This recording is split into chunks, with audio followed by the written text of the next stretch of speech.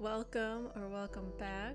My name is Paris, and we're here tonight continuing more with our playthrough of Arcadia Fallen.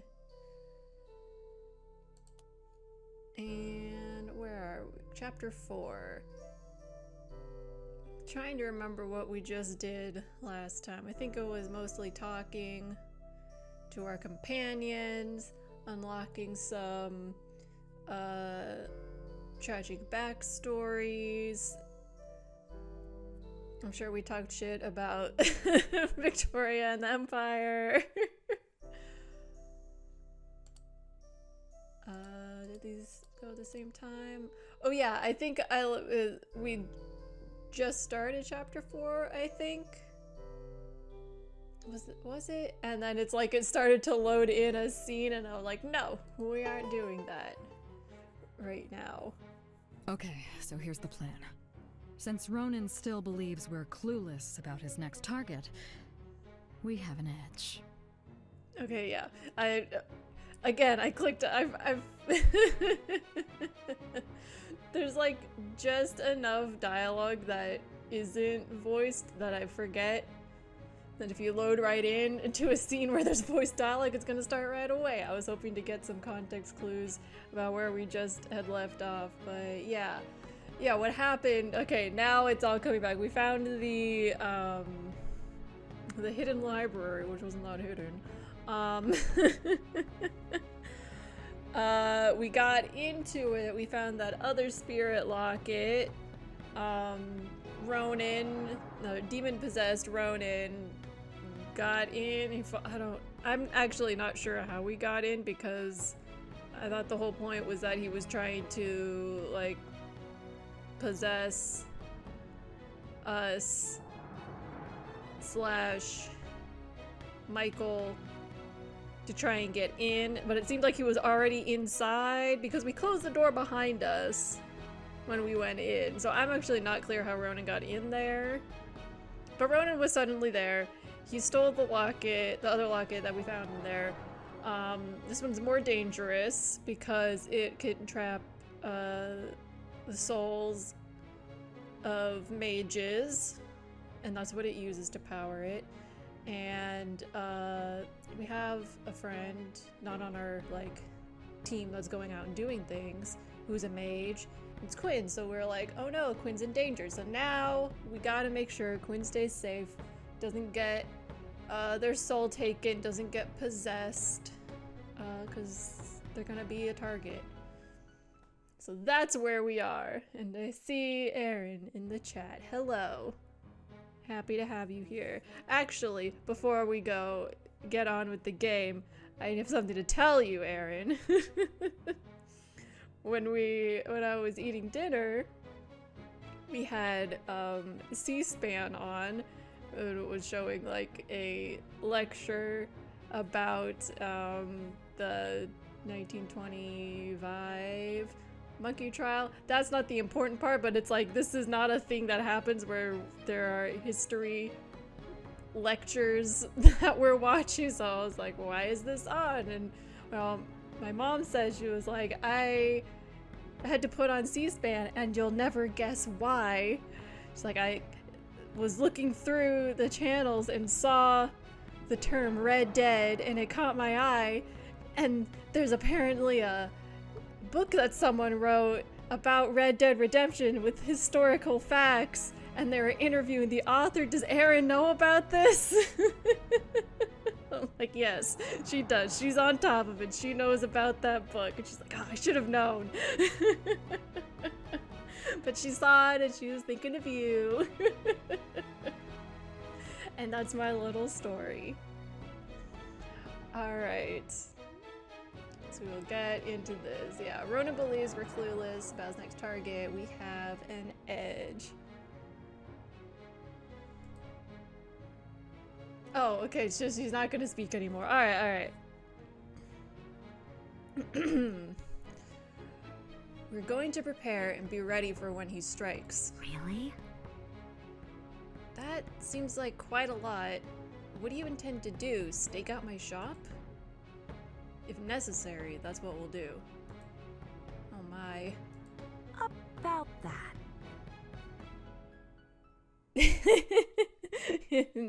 See, I didn't know about the interview, but I know about the book. I love that I'm the cowboy friend even to your mom. Yes. Your cowboy reputation has spread far and wide. I bet Kit can make some alchemy potions that will be helpful for fortifying the shop. We'll trap him for sure.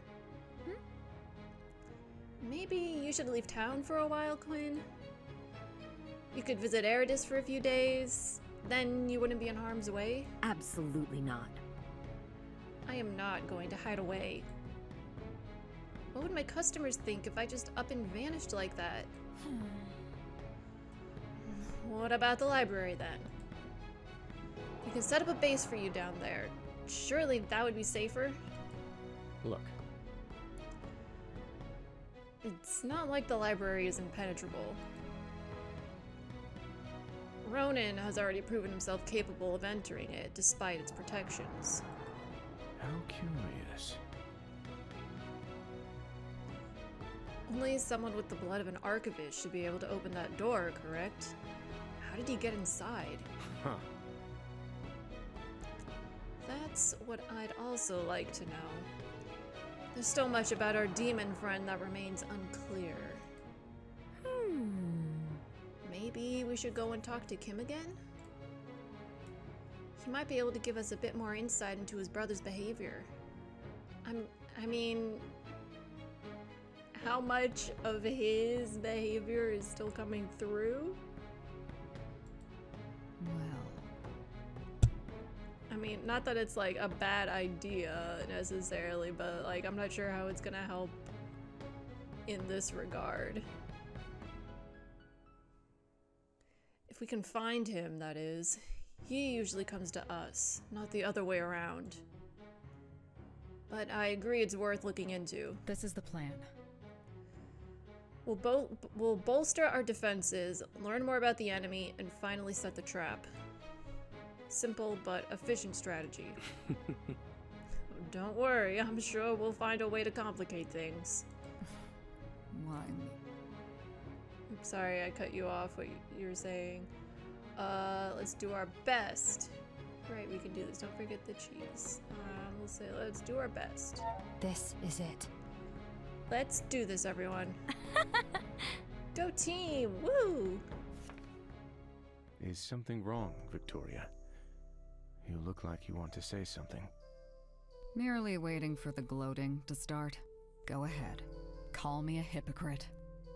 You should know by now, I'm not really the type to revel in others' misfortunes. Which somehow just makes this even more frustrating. I criticized you for going against orders, and now I went and did the same. Just like that time. Victoria, out of all of us here, you have proved to be the one most capable of dealing with problems with a level head and a calm mind. What happened between you and the hunters, I can't say I understand. But I do know that no matter what we might be facing in the future, I trust you to steer us in a just direction. Anna's right. You really are soft as a jellyfish. You don't say. However, I think I needed to hear some soft wisdom for a change. Thank you, Caden. Anytime. Alright, so there was a little bit of... I'm not sure if this was maybe not supposed to happen at this moment. Since they're referencing Victoria's backstory a little bit, which we have not gone into, but she made a comment about I'm going against orders like that other time. Maybe we should find her and talk to her. Maybe we'll get some backstory from her. Victoria is looking for clues in the Forgotten Library. Oh, I'm sorry, I called it the Hidden Library. And then I made fun of it, how it wasn't so hidden.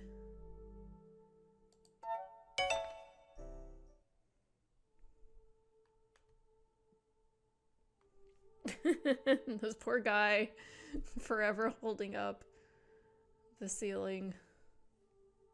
And possibly just the ground? This is underground, I think?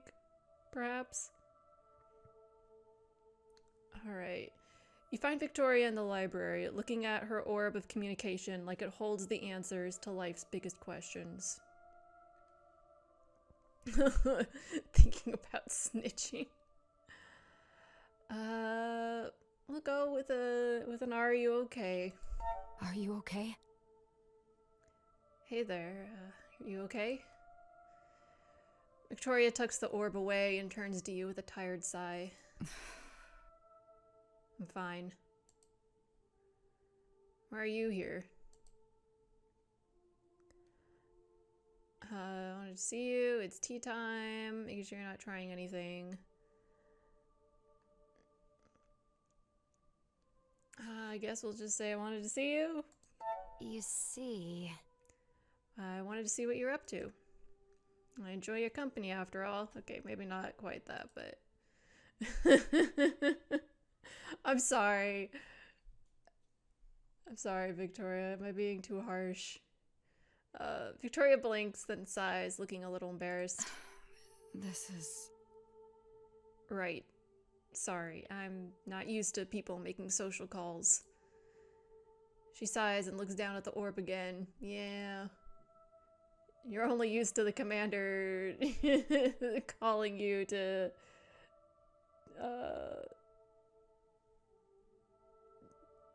tell you to do shady things.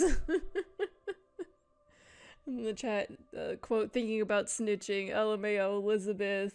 Yeah, that was her name. Elizabeth's preemptive scolding has rubbed off on us. Yes, it has.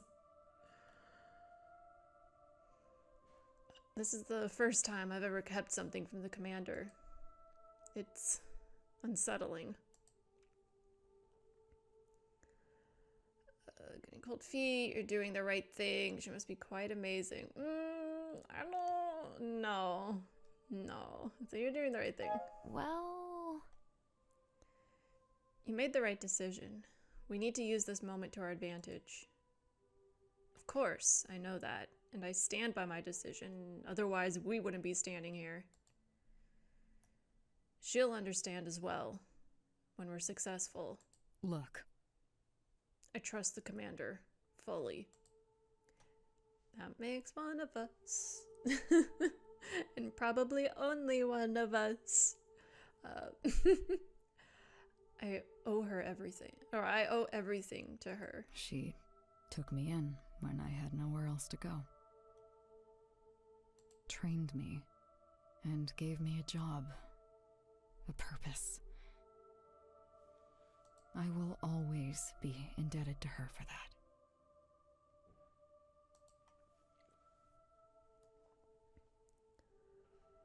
It's kind of her when she wants a demon hunter.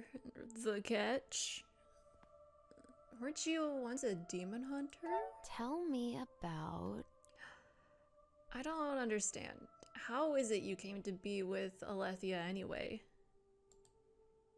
Weren't you a demon hunter? I was. You continue to stare at her quizzically, and finally she sighs. Look. I was recruited into the Hunters at a young age. My family was so proud. Demon Hunters are revered as heroes all across the North, and I'd grown up with the stories of valiant troll slayers and spirit exorcists.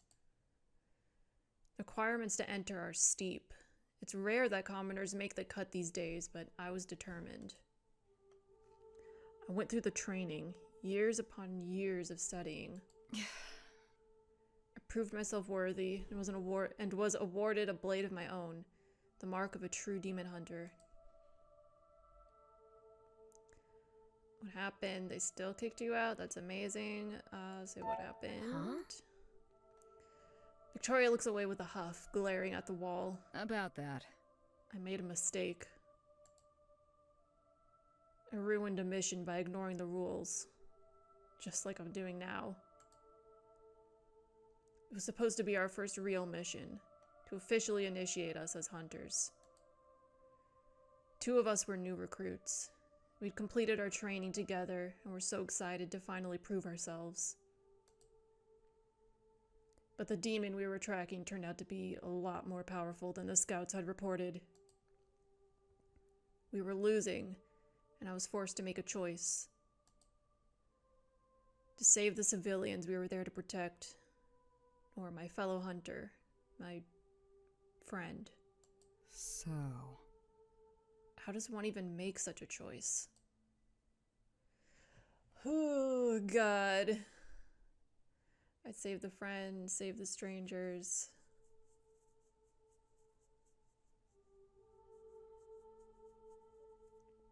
Damn.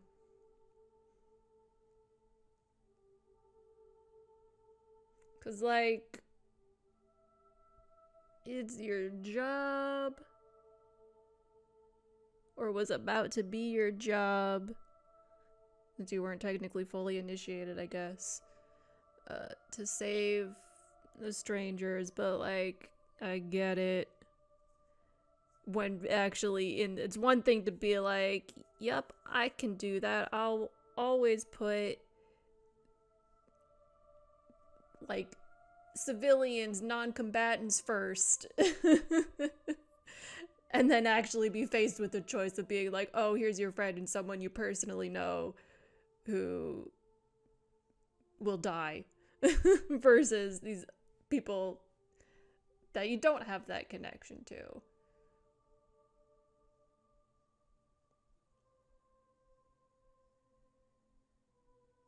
And I mean, for Kit personally,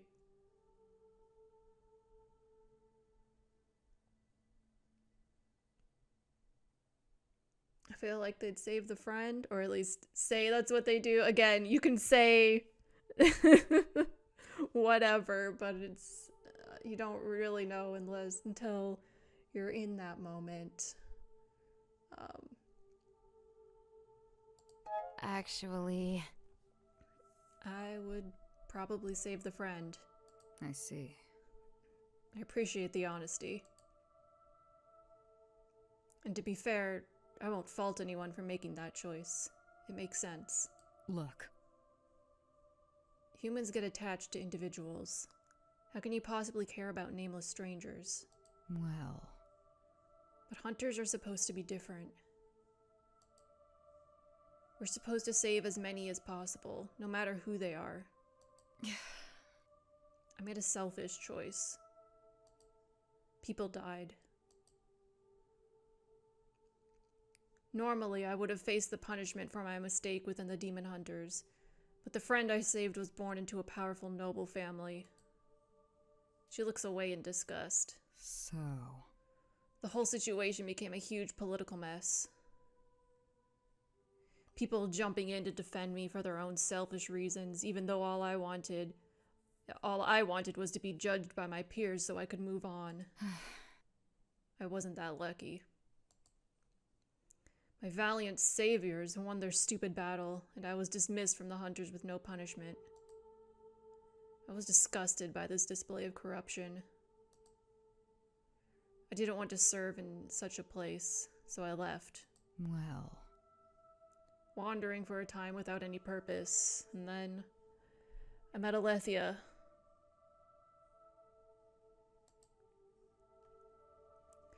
She showed me that there are people within the Empire who care about equal laws for everyone. To me, she's an inspiration for what every knight should be. Ah, here's one. As I just looked over and I saw in the chat, it doesn't say it affects the plot, but yeah, it's a hefty question. Here's the one that affects the plot. Your choice will impact Victoria's path going forward. So laws are good, but so are morals. Or I agree, laws must be followed. Laws are good, but so are morals. I see. I can understand that laws are necessary, but you need morals to balance it out. I don't think you did anything wrong by following your heart. You would have only been in the wrong if you hadn't saved anyone at all. Victoria huffs in disgust. I shouldn't be surprised you would look at it that way. Foolish.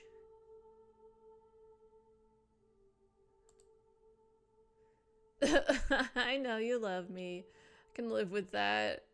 Really? I can live with that. Well, I can live with you thinking I'm foolish. I still stand by my answer. Victoria lets out a sigh, but she is smiling. I respect your opinion. She shifts and looks away, fingers tapping against the sigil on her hip. Anyway, now you know why this situation with the library disturbs me. We should get back to the task at hand and get it resolved as quickly as possible. Also, she cracks a small smile. I suppose that's all right. If you ever again intend to come to interrogate me about my past, at least bring refreshments. She made a joke! I'll host a tea party. well, I'll be sure to arrange for a proper tea party and extend an invitation, don't you worry. Victoria surprises you by actually giving a chuckle at that, shaking her head. Whatever. Come on, we've got better things to do than talk about food. You leave the library. Thank you, Victoria. What are you scheming now? No scheming, I swear. I'm merely grateful you've decided to keep the library a secret. For now. Don't kid yourself. This is a temporary solution to give us an edge with our mission. Once the demons are stopped, I have to report this to Alethea. And I shall spend the time you have granted me wisely. I won't forget this. Just don't go and do anything stupid that would force me to turn you in. I promise. You know, I knew from the start that you would be quite the formidable foe to face. I hadn't expected you to be a formidable friend as well. Speak of it to no one. My lips are sealed. Alright. In the chat, yeah. Oops, yeah, here's the plot question. At least this one's easier. Yeah, a lot easier. Then congratulations on the joke, Victoria! And then some clapping emojis. Congrats, you did it!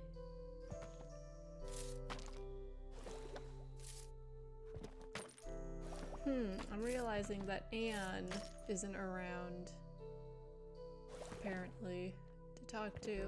Interesting.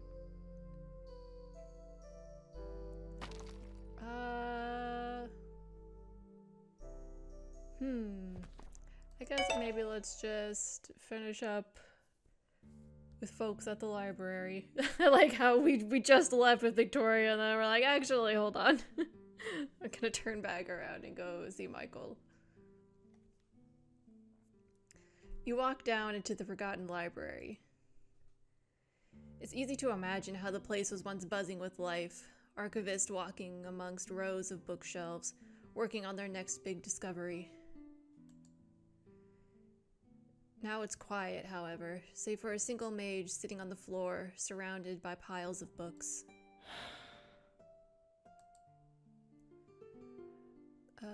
What are you up to? Are you building a fort? So this is where you're hiding.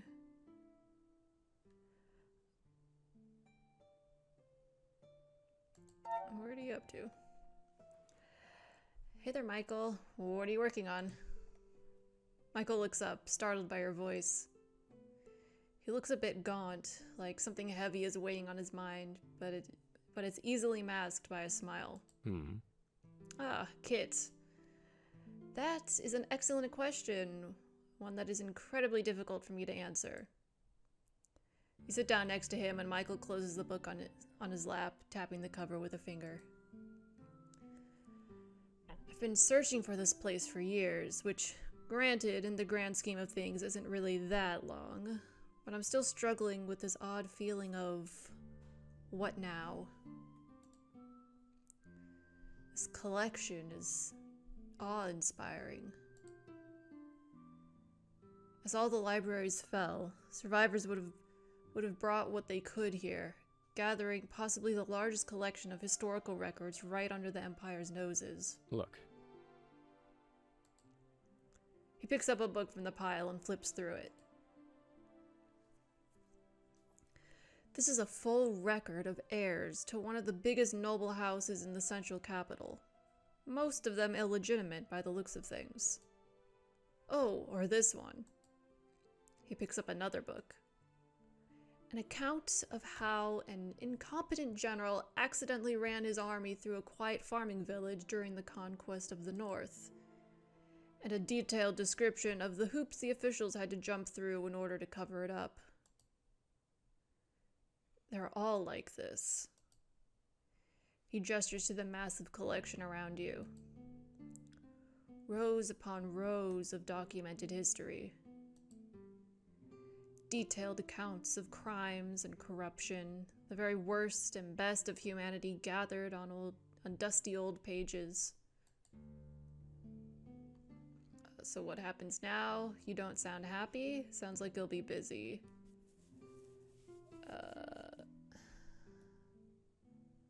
You don't sound happy? Huh? You don't sound particularly happy about this. Huh. It's crazy.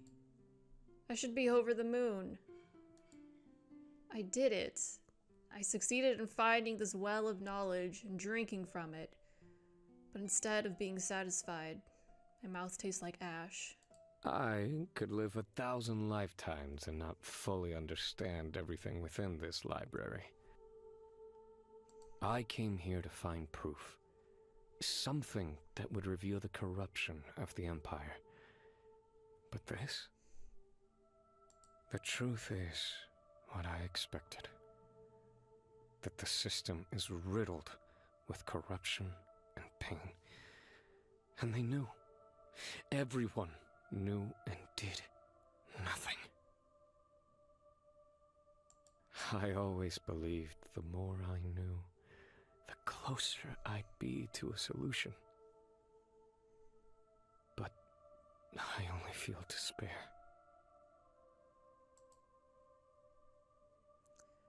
He chuckles, running a hand down his face. You've never seen Michael like this. Defeated.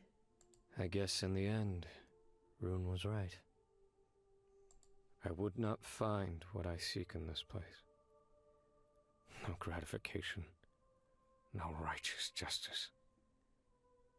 Just more darkness, gathering dust.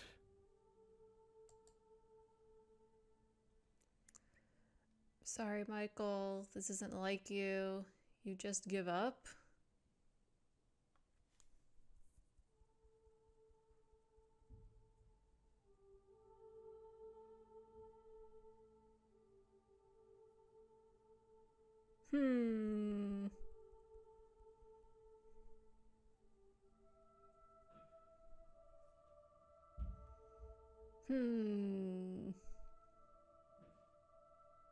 Going between the bottom two.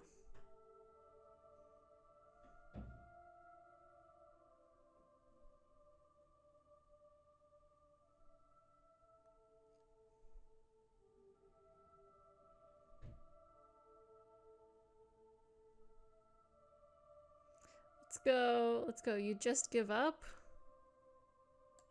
This is... Oh wow, okay, sorry, that was loud in my ear.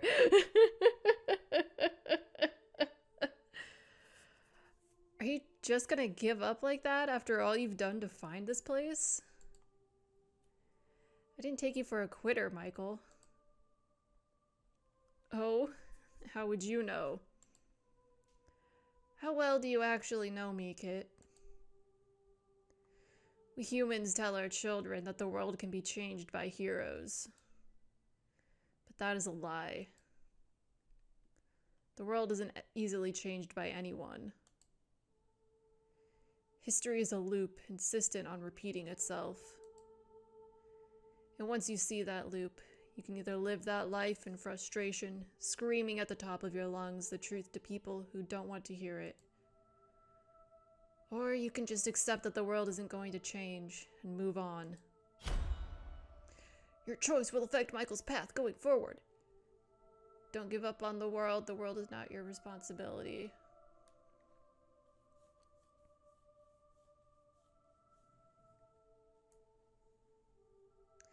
Don't give up on the world. Michael. If you try to carry the whole world on your shoulders, then of course you're going to collapse under the strain. That doesn't mean you should just drop everything on the floor instead. Yeah, don't be like this guy trying to hold up the whole place. You are capable of changing things. Everyone is. It might just be a small thing, like saving a single book in this huge library. In a huge library. But it's still better than doing nothing. Oh, really? Better than doing nothing, huh? He stares at the book in his lap again. One lie. If I could expose just one, then that would be a start. Picking one out among all of this might be a challenge in itself. It will take time. I looked over at the chat and see, don't try to hold up the whole world. Looks at the statue. Literally what I was thinking. Same hat. Be here. Plenty of other things to worry about. You'll make the right choice. I'll be here whenever you decide. Thank you. That means a lot. Of course, all these musings are not worth much unless we succeed in the task at hand. Quinn is a lovely person. I would hate to see anything bad happen to them. And as for Ronan, I still wonder what his connection to this place is. If his plan all along was to steal the spirit locket here, then he must have been aware he needed both blood and your locket to enter. The locket he could steal, but the blood... I'll have to check in on something. More secrets. Okay, I should get back as well. We'll do that one. Okay. Very well. I should get back to the things as well. Let's both do our best, yes. See you around, Kit. He walks off and disappears deep into the library. You leave too. I'm sorry, Michael. I fear I offended you with my previous comments. You? Offensive? Caden, you're about as offensive as free cake with your drink. I'm not sure if that's a good thing. What I mean is, I'm afraid my earlier comments came across as me suggesting you were hiding behind your smile. Well, yes. That is the truth, after all. You... what? I didn't expect you to pick up on it, though. You are more perceptive than I gave you credit for, friend. But why, though? What is it you wish to hide? There are many things in life better handled with a smile. Even a fake one. For what it's worth, I usually don't have to do so around you and our other friends. That, I'm glad to hear. Now, you mentioned cake? Picked up on that as well, did you? To the tavern. Lead on, my friend. I don't know if that cake's gonna be free, though. Unless there's a special that happens where they give you free cake with your drinks.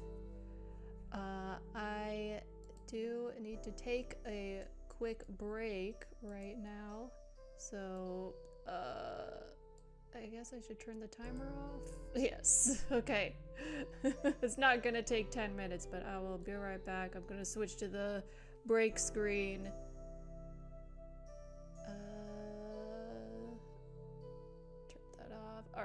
Be back in a second. And then I think we just have, like, everyone else to talk to. Except Anne wasn't on here? Yeah. So we'll figure that out. Maybe... No, we'll talk to Kaden and Mime, and then we'll go to the shop. Oh. Actually, let's visit Quinn. Let's see if Quinn has anything for us to do. Because we're also, the bigger picture of what we're doing right now is we're trying to protect Quinn from the demons. Because we know the demons are going to be targeting a mage.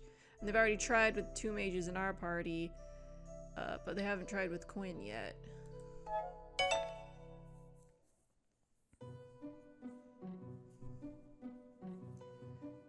Oh, here's Anne. You enter the flower shop and aren't terribly surprised to find Anne already there.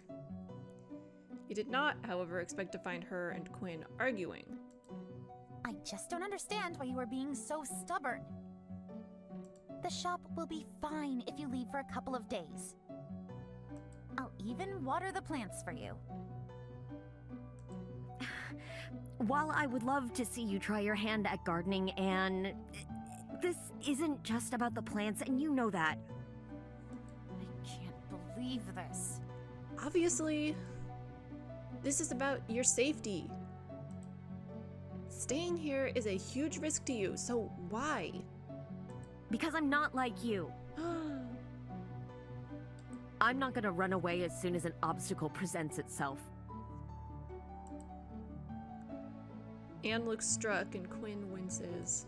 Anne, I'm sorry. That was uncalled for. Anne turns on her heel and leaves the shop, pushing past you without a glance.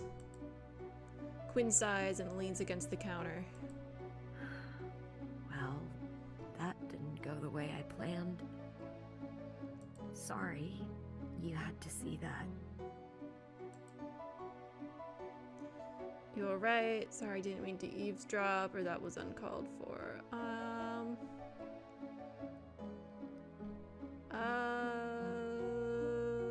Are you alright? Are you okay? I don't think I've ever seen you snap like that before. I try to always stay calm in these kinds of situations. But Anne, she... I care about her a great deal. And sometimes caring means being incredibly angry and frustrated with each other. I'm afraid it's not the first time we've strayed into this particular argument. I'm not proud of what I said. I'll have to find a way to apologize. You argue a lot? So... You and Anne argue a lot? Well, of course. We all have our usual friendship quarrels. Who gets the last cookie? Should tea be with or without milk? Stuff like that. But this particular disagreement goes a bit deeper. Anne is such a wonderful person.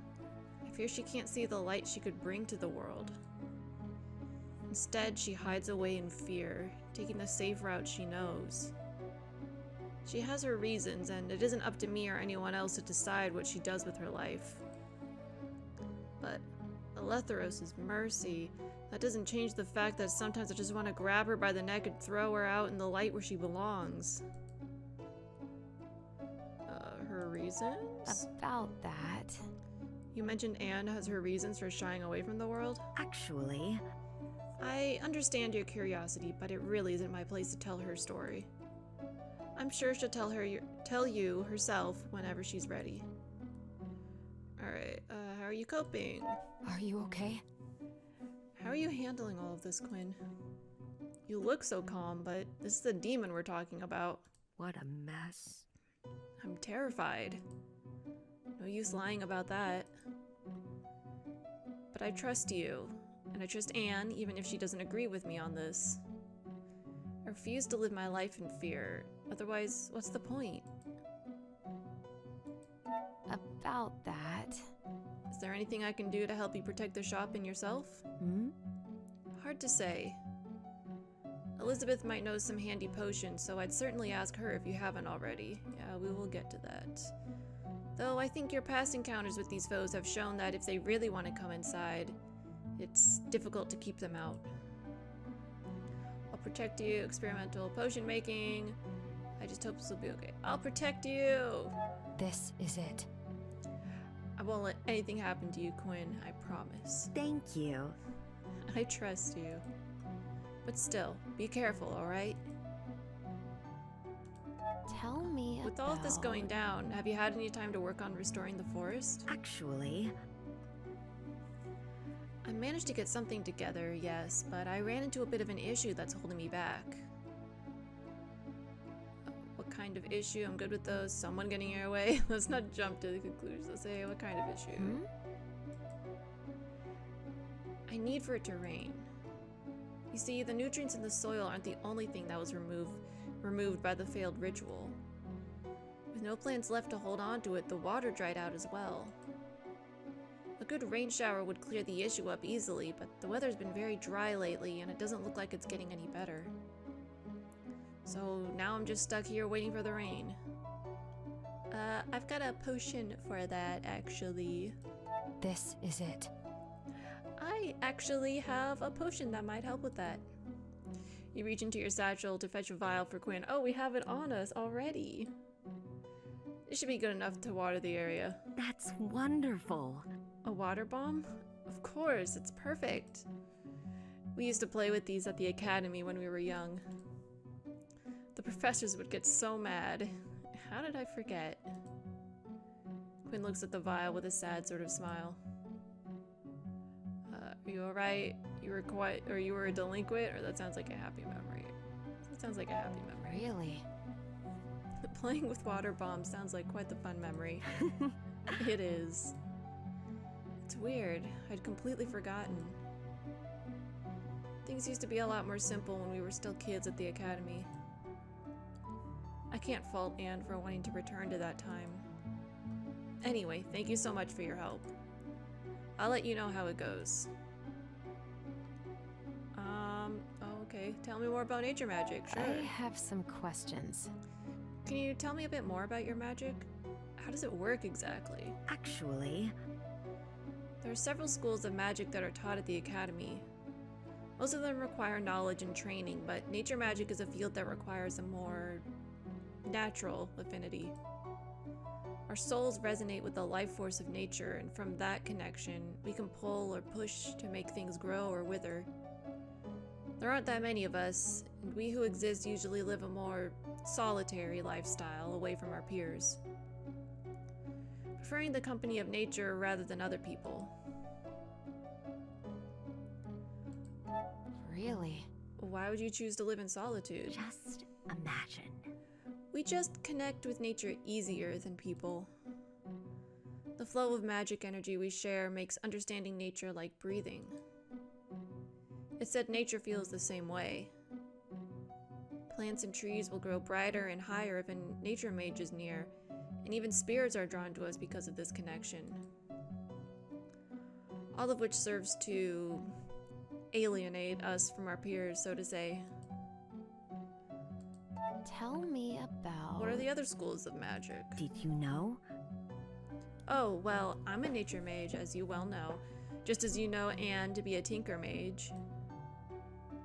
Then there are the illusionists, those who specialize in magic that dazzles and entertains. And finally, the menders, those who study the human body and how to heal and cure sickness and wounds. I'll be off then. I should go and get working on some potions then. Okay, Kit. Take care. Alright, so maybe now Anne is available to talk to you. Yeah. I guess we'll go check in on her. Anne is probably in her workshop.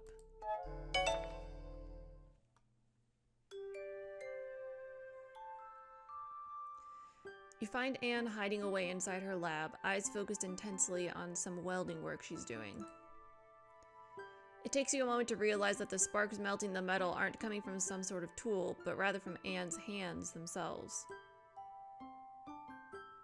Her gloves are lying on the table, her sleeves rolled up to her elbows as yellow magic crackles like lightning around her pale fingers. You've never noticed them before, but in the bright light, it's easy to make out outlines of thick, gnarled scars running up her forearms. The light dims, and Anne pushes up her welding glasses, finally spotting you. You? What are you doing here? I didn't call for you. Did I? I'm just checking in. I can just check in on friends, right? I feel so welcome. Let's ask her what she's working on. Hi. Hey, Anne. What are you working on today? Okay, fine. The same thing I'm always working on. Now, tell me why you're here. Tell me why you're really here. You and Quinn? So... You sure you and Quinn are gonna be okay? I'm sorry, I didn't mean to pry, but I accidentally overheard you two earlier, so... We'll be fine. It's not the first time we've disagreed on this, and it probably won't be the last. We'll apologize later, eat a bunch of cookies, like friends do. Dragon sword? I wonder. How's your work with the dragon sword coming along? Actually... I'm still testing out the material. It reacts very differently to my tools compared to other metals. So far, using magic is the only way to manipulate it. I'll get back to you when I'm ready to start combining this with the spirit locket. Your scars? So... Anne, what happened to your arms? My what? Anne blinks and looks down, realizing she isn't wearing her gloves, and then sighs. You're talking about the scars. I mean, I definitely did mean to pry.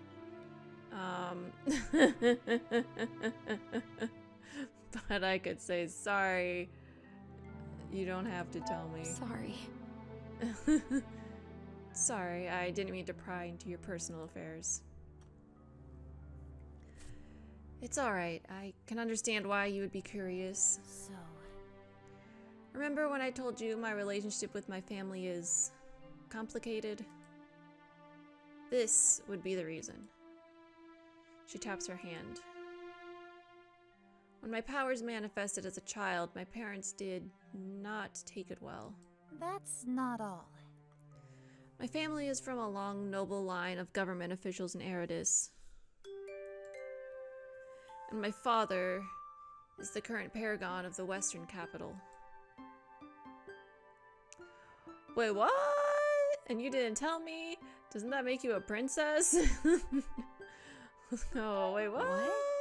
That's... You mean to tell me that the guy who gives Alethea her orders, one of the 7 leaders of the Empire, is your father? You make it sound like he's some kind of holy being. The Paragons are just people like you and me. Sure, but they have a lot of power. Like, that's not an imagined thing that they have power.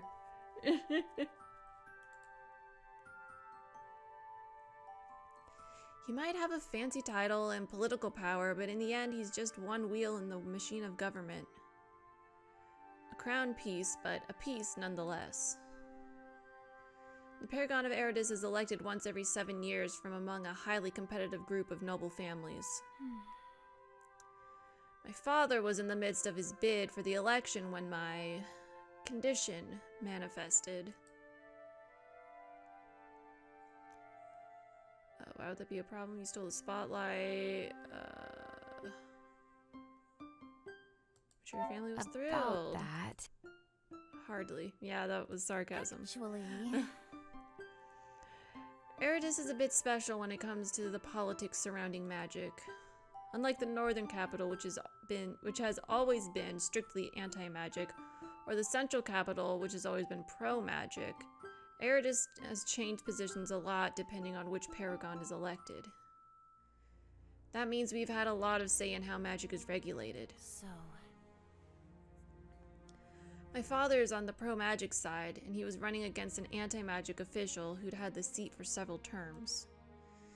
If it had come out that his daughter was a mage, the opposition could have made the claim that my father was acting due to personal bias, and it would potentially have ruined the campaign. At least, that was their reasoning to keep my powers a secret. I see in the chat cartoon Link voice. Well, excuse me, princess. And then illegal magic versus okay magic.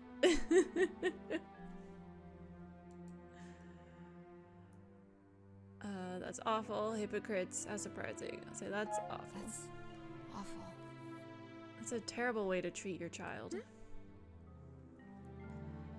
My father believed some months of discomfort for me would be worth it to remove the current paragon from his seat. And it wasn't that much of a change for me, really, staying inside at first. That's not all. I don't know if it was the stress of the campaign or some sort of maternal instinct kicking in, but my mother got obsessed with the idea of curing me of magic. It would be the perfect solution, after all. Get rid of the political problem without having to send her only daughter off to a strange school she knew nothing about. So, It started out innocently enough. She started with buying wards that were supposed to keep magic away from your home. although, But soon she was spending all her money hiring different experts who could suppress my abilities.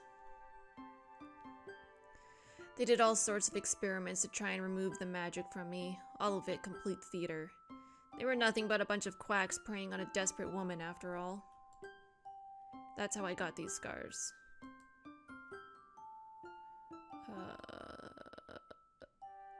I'm so sorry. That sounds awful. This is... Man, I have no words. It's a long time ago. so, When my father was eventually elected and returned home to discover what my mother had done, things exploded. He tried to salvage the situation, but before he got a chance to cover things up again, I was saved. Demon hunters had been investigating my family for other reasons and stumbled upon my parents' dirty secret. The political scandal that followed was disastrous, I've heard, but I was thankfully spared all that. The hunters took me from that place and to the academy. My one true home. That does explain a lot. Actually... That actually explains a lot. Especially your wariness of the outside world. that's not all. I want nothing to do with it. If my parents had just been some fairy tale villains who hurt me out of malice, it would be much easier to dismiss my experience as an outlier. But it's the system that allowed this that I cannot forgive. Can't believe this. I was mad at the world for treating people like me like we're monsters to be feared. I resented my parents for their fear, their ignorance to actually trust some crooked loony over the medical professionals I knew they had access to. I hated that man, that expert who was just a glorified salesman living high on the fears of the desperate, selling cures and solutions with lies and deceit. I never wanted to return to that place, to that world. So, That's why Quinn and I can never seem to agree on this. They want to believe there's good in everyone. I know that everyone has the potential to act like a monster. it's just... Life at the academy is so much simpler. There's none of that political theater, just experts. Real experts pouring their hearts into the pursuit of new knowledge. Teaching people to be critical, to be curious, to never stop asking questions. The world outside will never come close to that. I mean, like, I'm glad you had such a great experience at the academy, but I find it so hard to believe that your experience with it being so great and wonderful is universal.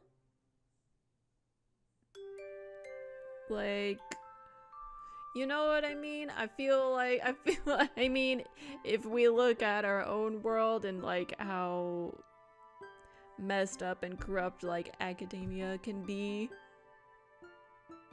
Like, I feel like that has to be happening in this magic academy.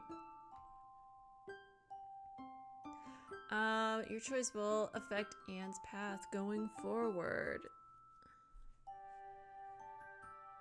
I mean, she does deserve peace, but I feel like also going with that, she's going to be of the mind that, like with her research thing, and be like, I can do whatever, and if other people use my research to do bad things, that's on them, even though I'm giving them all the tools to do bad things. But if they actually go through with it, that's on them and not on me. So I don't want to go with that because I feel like that's agreeing with her too much.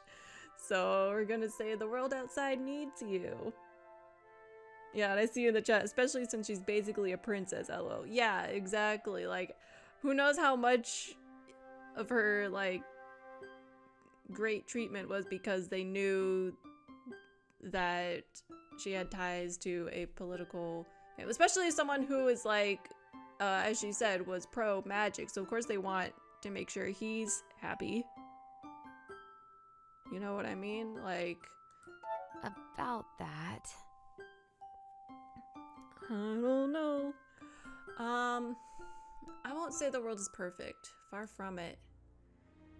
But if people like you just turn your back on it, then it will never change. These people you hate so much will just continue unopposed, hurting even more people.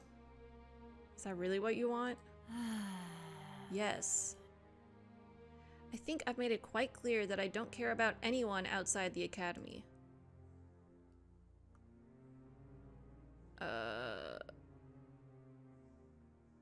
So what about us? Oh, So we don't matter to you either? why? That's not... You're all different. I mean, stop looking at me like that. I can't believe this. If you're going to be that way, then please just leave. I've got important work to do. Anne turns away from you and returns to her table. Sparks fly from her hands as she begins welding again, never sparing you a glance, and you figure that's as direct a dismissal as you'll get from her, and you leave. I mean, she literally gave us a direct dismissal that said, if you're gonna act like this, then please just leave. I think that was a more direct dismissal. Anne, how's the work on the locket coming along? I'm making good progress. Now that we know the true purpose of this spirit alchemy, it's making my work a lot easier. Somehow I doubt that, but it's good to know you're feeling optimistic. No, Something on your mind? I was just realizing. If things were different, you'd make for quite the demon hunter, Anne. Oh, please. Mages can't be hunters. You know that. What if they could? Would you want to become one? That's an interesting question. Had you asked me years ago, I might have jumped at the opportunity. They saved me after all. But I'm starting to realize that the hunters didn't save me. They put me on the right path, for sure, and I will always be grateful. But I'm the one who saved me. I picked myself up and got this far, and I'll be the one making my dreams come true. I am glad to hear it. I'm sure you'll succeed. Well, obviously. I am a genius, after all. In the chat, quote, I don't care about anyone outside the academy. Girl, right? It's just like, I don't care if any other mage suffers. I hate those people who think of us like monsters, but I don't want to do anything to help make life better for any mages out there. I don't care about anyone, even though I have a friend who literally lives outside the academy. Like, be serious.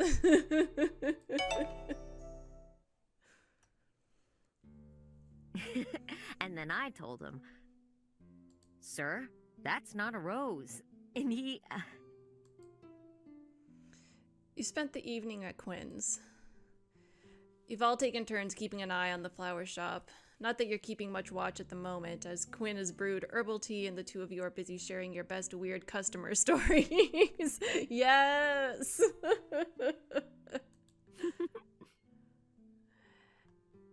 And I was asking him, are you really sure?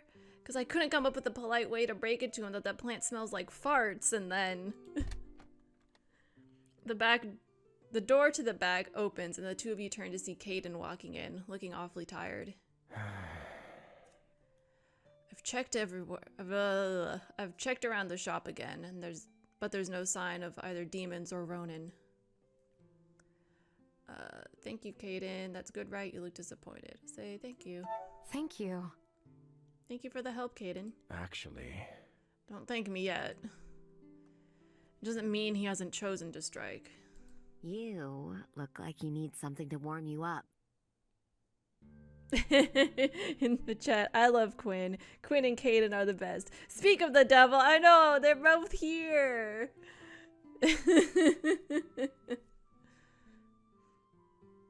I'll go brew some more tea. Quinn gives the man a meaningful look, then goes out into the back. Caden leans against the counter with a sigh, and you notice how he seems dimmer than usual.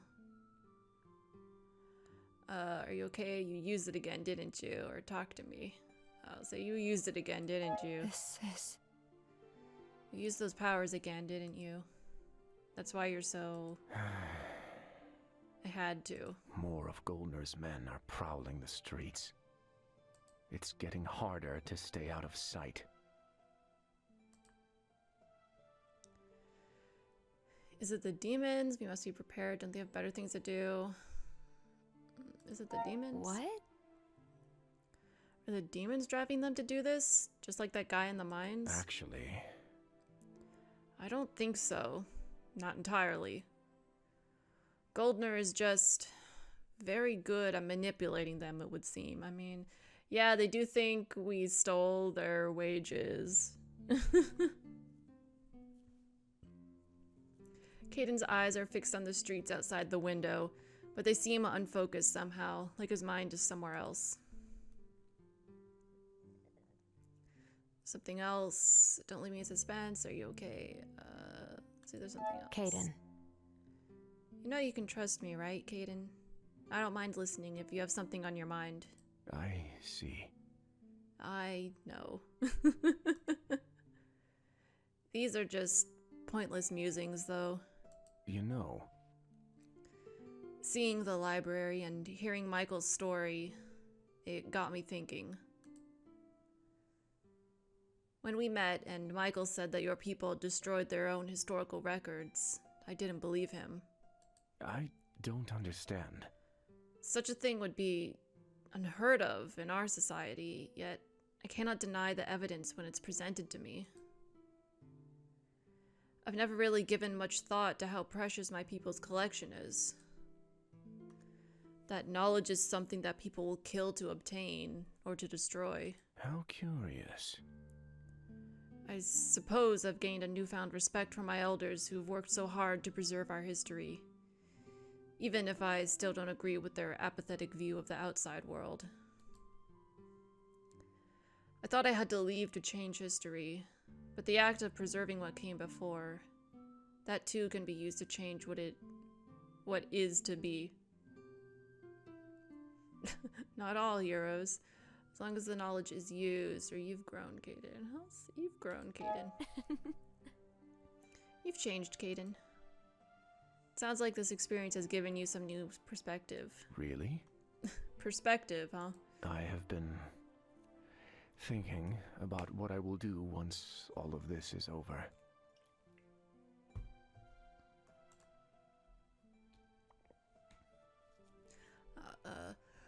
We're making a difference here. I am making a difference by being in this place. I'm nowhere near making amends for what I've done, but perhaps in time I will be able to face my elders and tell them what I've discovered. What are you planning? I wonder... It sounds like you're planning something? Well... You could say that. Look... If If we succeed in preventing Ronan's plan from coming to fruition, then things will continue as per usual. My people won't know about the disaster that their apathy almost permitted. We can't keep living with blinders on until a successful disaster wakes us from our slumber. It's my duty, I believe, to wake them up. What do you want to do? So... Yeah. You're talking about duty again, but what is it that you want, Caden? How curious. What I want, huh? He looks at you and then quickly averts his gaze. What I want doesn't really matter. It's important to me. I want you to be happy, or of course it does. Of course it does. Of course it matters, Caden. You deserve to be happy as well. You... Thank you.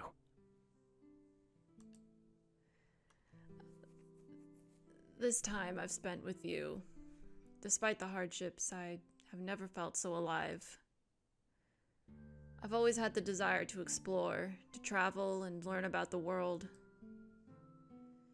Things up here are so exciting. They change and shift, and I feel like my actions have an actual impact. But that's all the more reason for me to return. My people deserve to know this as well. I wonder... What do you think will happen when you return? The elders are not going to be happy with me. I left without permission, stole one of our most precious artifacts, and destroyed it. There will be a punishment for sure, and after that, I'm not sure they will be willing to listen, but I have a duty to try.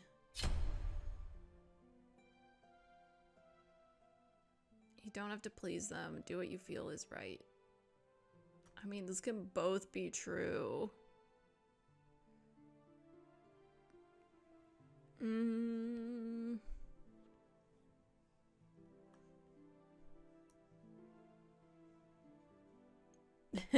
the chat is he, don't be so dramatic, Caden.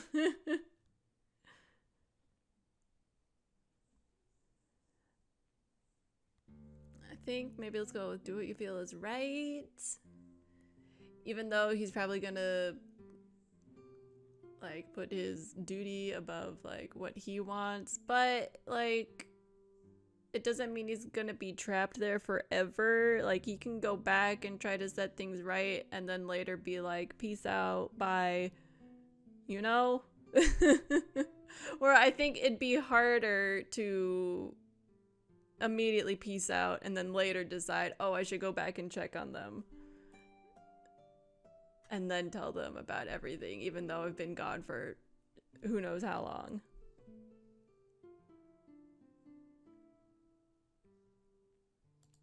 About that... I mean, that's not the choice. I said, do what you think is right. I didn't say, all right. I believe you can change their minds. If this is what you feel is right, then I support your decision completely. You know. You are such a... He trails off and looks at you, the glow of his eyes warm. The darkness will never leave me. I've accepted that. Wow, that's a dramatic line. The darkness will never leave me. It will haunt me wherever I go. No matter how much I stand in the light of the sun, the shadows will always be there.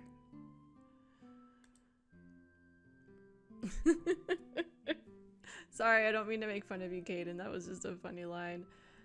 Now I will have to find a way to make it work for me, so I can use it to help those I care for. Careful, you'll make me feel special. I'll miss you though. You'll do great things.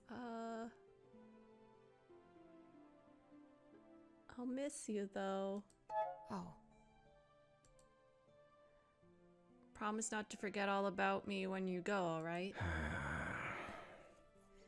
Kit, I could never. You're interrupted as the door to the back suddenly opens and Quinn enters the room with a pot of tea. Ah, so that's how it is. Ah, so that's how it is. They're like, oh, I see what's going on here with the two of you. I see you two have already gotten comfy. I'm glad. They smile and pour the brew, a sweet earthy scent drifting up with the steam. By the way, Now, Caden, you must tell me about the flora that grows in the southern mountains. Caden's shoulders relax and he smiles back. What do you want to know? Hey, Caden, I've noticed your markings sometimes change color. Like, the light becomes warmer somehow, especially when you're around our alchemist. Why is that? Well, that's... Oh, they should be good. It's nothing, Mime. Don't worry about it.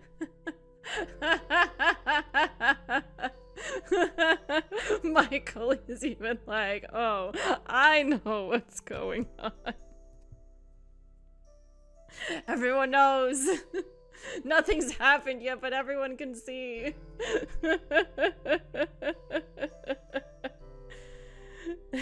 Yeah, Caden, tell us.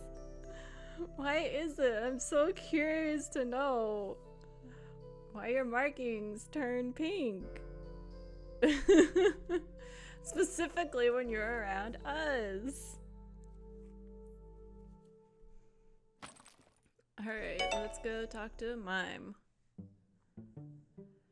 So, you're really going to trap Ronan this time around? And Kim, apparently. That's the plan. And afterwards, we're going to find a way to bring him back to the way he was. That's amazing, Mime. I never thought it would be a spirit who'd end up helping me get him back. But I'm grateful. You seem to be handling this a lot better already. You don't look scared of me anymore. Well, I'm still a bit scared. But you've been nothing but nice to me, so I really shouldn't be so suspicious. It's just that my brother has always told me to stay far away from spirits. That they're dangerous. He never even let me enter the forest on my own. That seems a bit... I know. I didn't question it growing up, but now I can't help but wonder what made him so afraid. It might have something to do with my parents' death. Were they killed by a spirit or a demon? You think a spirit? Ronan never wanted to talk about it, and I was very little, so I can't remember. But it would explain a lot, wouldn't it? Why he hated you all so much. Kim, I'm sorry. Huh? Why are you sorry? Even if it was a spirit who killed my parents, that has nothing to do with you. Talking with you, it's clear that my brother was wrong. Spirits are a lot like humans. Some are bad, but some are good too. Just because one spirit did a bad thing doesn't mean that all of you are bad. Good spirits like you shouldn't suffer because some turned bad. That isn't right. Kim... I just noticed the time. I was supposed to pick up a package for the baker. Oh no, I gotta run. See you around, Mime. Spirits are like humans, huh? Making friends, you seem to get along. We don't have time for slacking. That's so mean. So, the two of you seem to be getting along. Kim's really nice.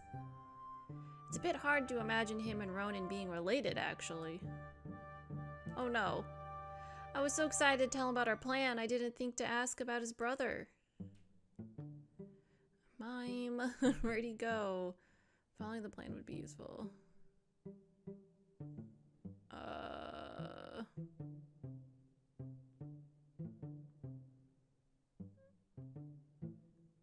Why is it shocked?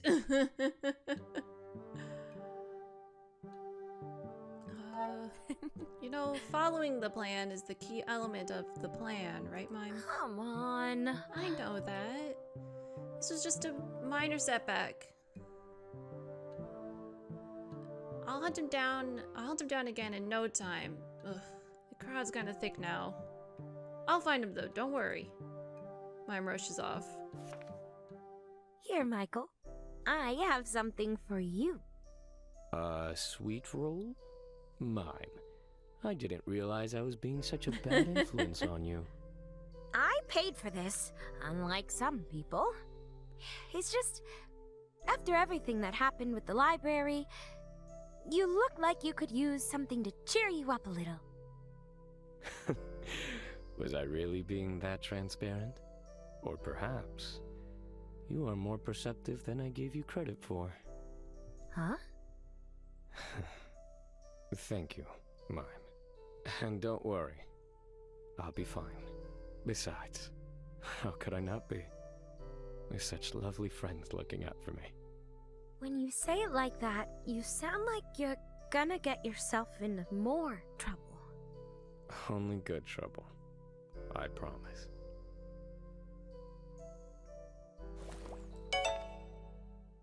Alright, back to the shop. Talk to Elizabeth, or foresee this scene first.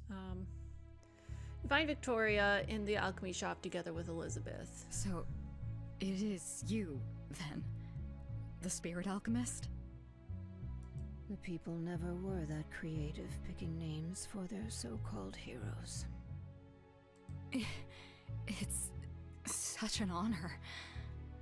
You were knighted before all the paragons. They gifted you a silver chalice, the highest award for military service. And it makes for a fine paperweight, but isn't worth much else. I don't understand, but why are you here? You could be the highest ranking officer on the continent, and maybe even petition to be a paragon yourself. Don't fool yourself, Victoria.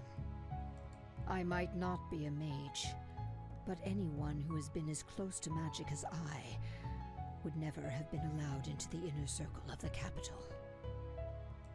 But the world is a complex place, Victoria dear. I have many reasons for being here, much like you have your own reasons for being in Alithia's employ, instead of with the demon hunters.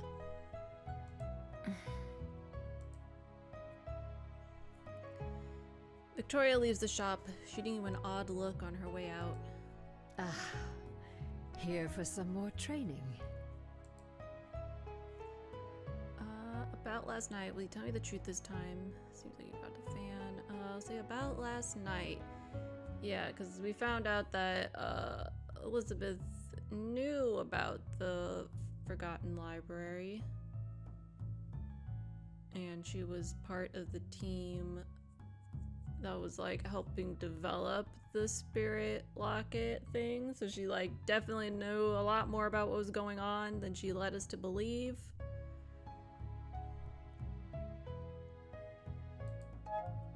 About that. Elizabeth, about what happened yesterday. If just... Kit, I am so sorry for all of this. When I took you in as my apprentice, I had put that life behind me.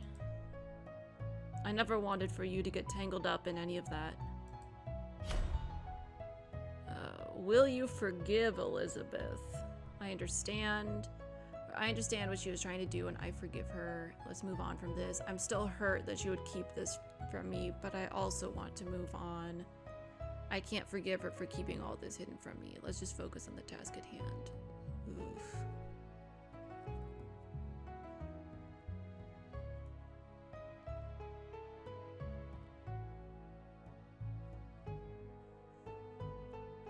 I think we maybe need a little time to forgive her.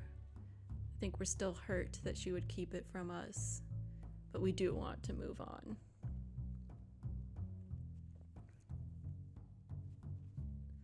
Say, let's move on from this. It's okay, Elizabeth. Let's just move on from this, okay? I see. I see. Very well. Yeah, I see in the chat. Ooh, forgiveness versus not is an interesting plot choice. Yeah.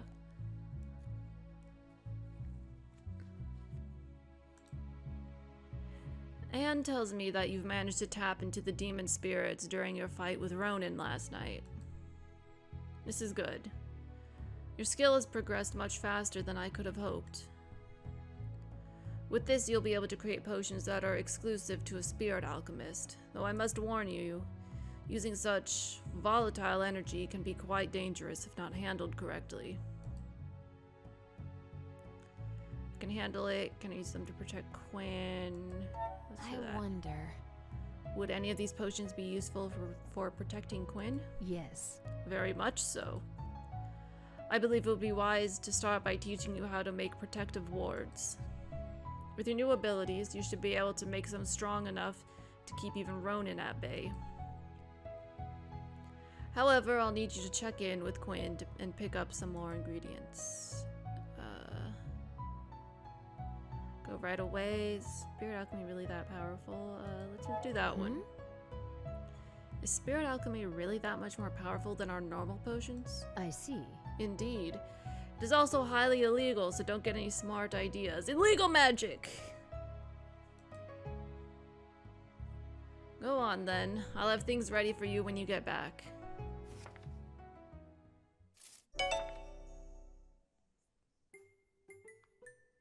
Welcome back. What can I do for you? Elizabeth needs some ingredients. I wonder. Elizabeth is going to help me brew some wards for your shop, but we need ingredients. Can you help? Oh, you'll love this. Of course. I'll get these for you right away. That should be everything. Here you go. What? No fetch quest? Thank you. Thank you so much, Quinn. It was no trouble. Good luck with the potion making. I'll be off then. Alright. Take care. Thanks, Quinn. Now go back. How did it go?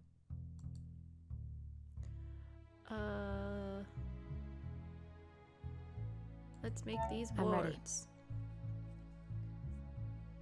I got the ingredients. Let's make these I boards. see.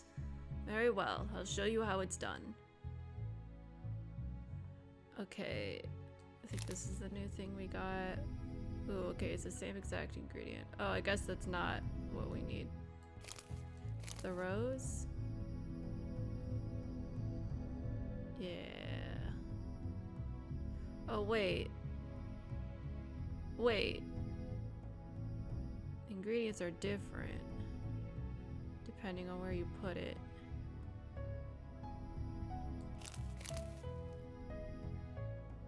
So you put this one at the top, they're all three the same, and then down here.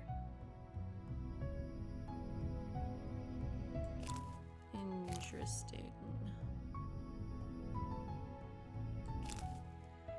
And then we need that middle one, which is what?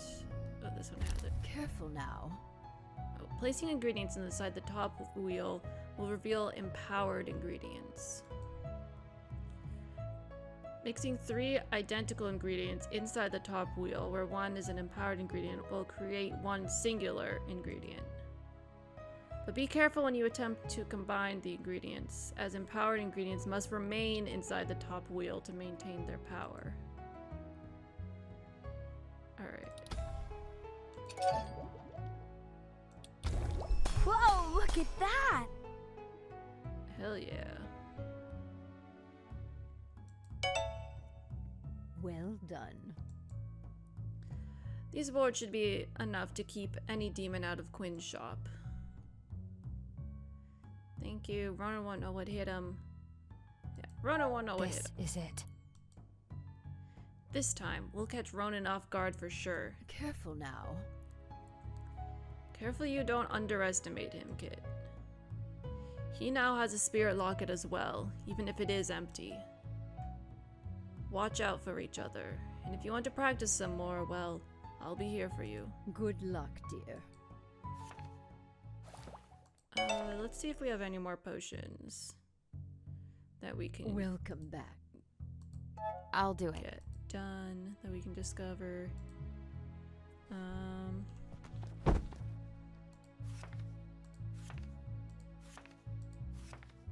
I forgot what we started on. Okay, we've got 3, 4, 5, 6, 7, 8. Oops. That's not what I wanted to do.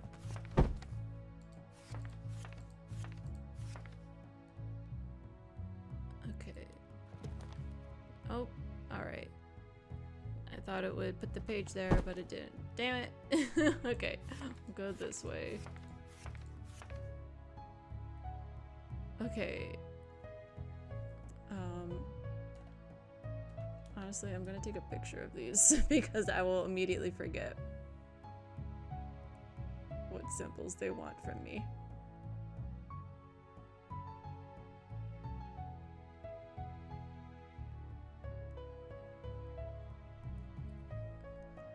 Alright. Let's see. This have... So we want that one. That symbol. That symbol. And then...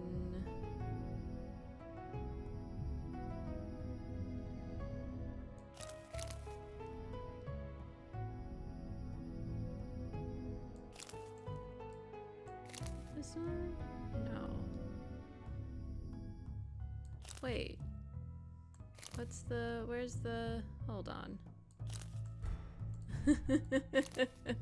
Trying to figure out what ingredient has the first symbol. No, not that one. No, not that one. There we go. Okay.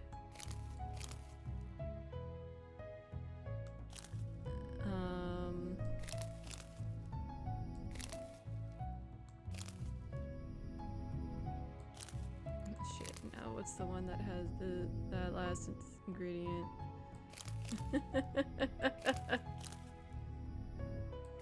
God damn it. Is it this one again? No. Is it the rose? Yes. Okay. I know what I'm doing. Whoa, look at that! Alright. Perfect perfume, a potion that always smells amazing to those who are near. Perfect for a first date. Alright. This next one.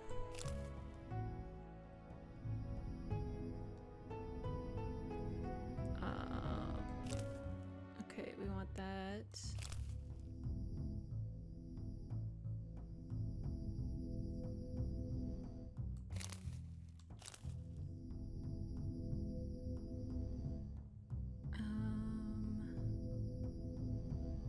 Oh wait, that's already, we already got that on.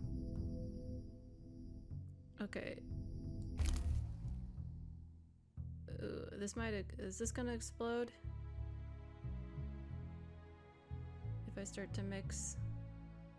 I think if I move this out of the way, because I don't want this, I want this symbol in it before I put that one in, because I think if these two touch, then it will explode.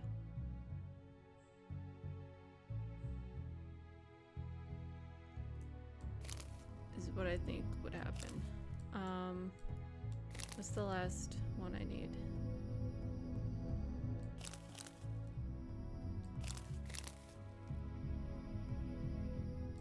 Damn it, is it this? Yes. Shit. Oops. I know what I'm doing. Okay, god damn it. Okay, that, and then that.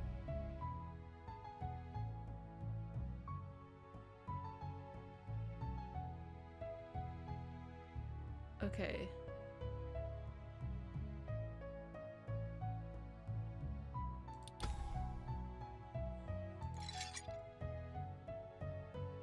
Wait, fill the top wheel with identical ingredients without removing the empowered ingredient.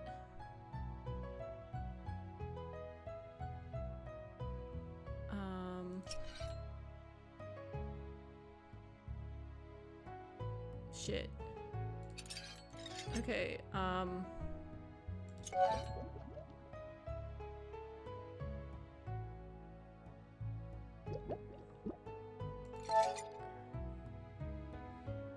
because, okay, wait, hold on. If we do that, shit! Patience, child.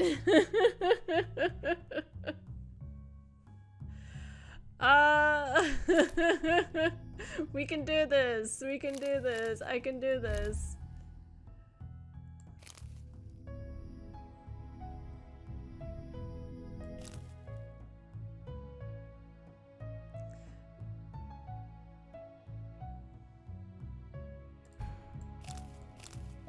If we go there.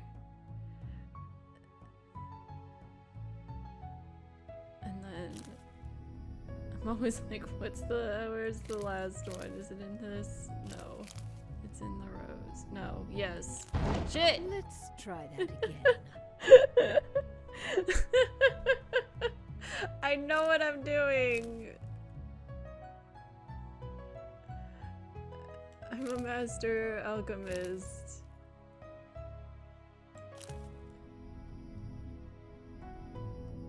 Because this has to be at the top because I need that symbol, and that's the only place it shows up when it's at the top.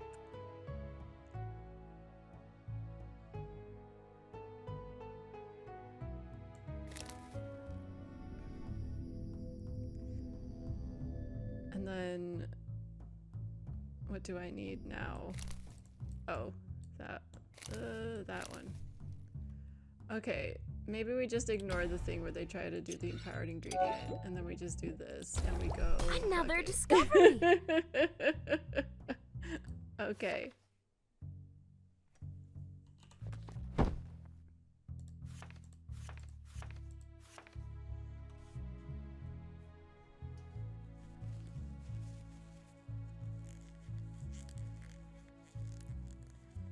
So I think the only ones we have left are the ones that have empowered ingredients. I might mess around with those during the break because I do see it is 8. So we will take a break here and be back after 10 minutes, and maybe we'll do some more potion mixing because it does make like it does give you things to talk about with Elizabeth if you unlock all the potions and stuff. So we'll see. All right. Over. All right. Be back in a bit. Hello and welcome back. I did not, in fact, get to trying any of the potions while we were gone. So let's attempt a little more before we continue on with the story. We're an alchemist, let's do some alchemy. Okay, so I need 3 of that symbol.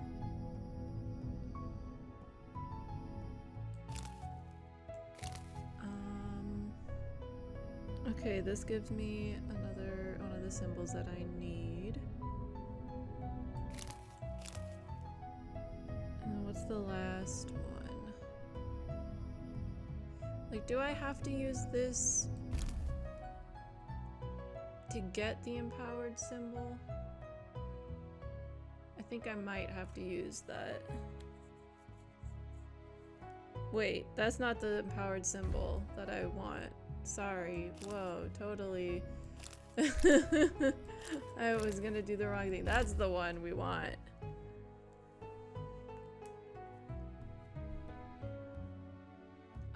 Okay, so we need 3 of these symbols.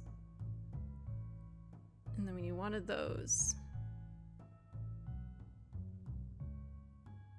Which I also have up here.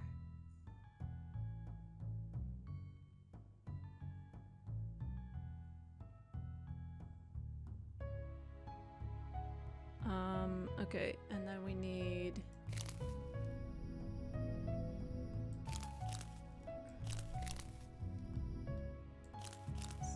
this. Okay, it's in that. All right. Okay. Let's see. I'm scared.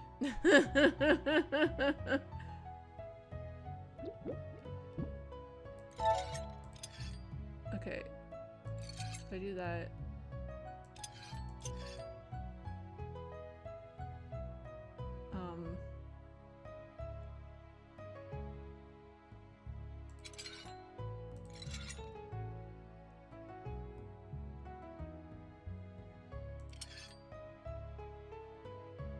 Wait.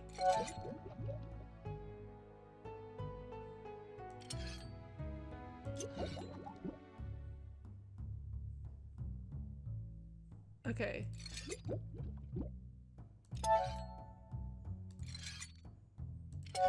Move that. I'm gonna do that. Okay, okay, okay, okay.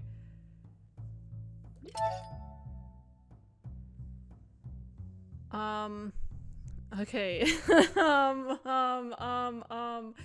Oh no. I'm not gonna wait. Okay, no, I can salvage this. I'll just use this symbol. I just realized because you can't have 2 empowered symbols touching each other.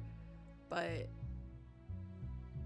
okay, so I need to move this up to the top. Wait, how the fuck am I gonna get it up there? Wait.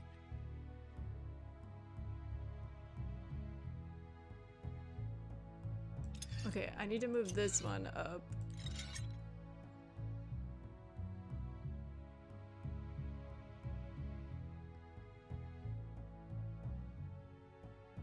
Oh no, I might have fucked this up. Dang it.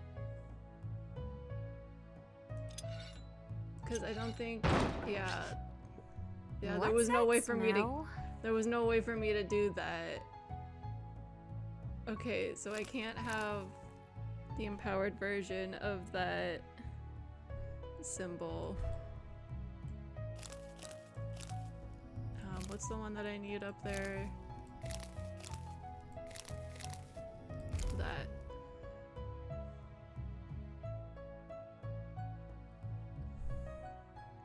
But wait, but then... Okay, no, that's what okay, I need this symbol.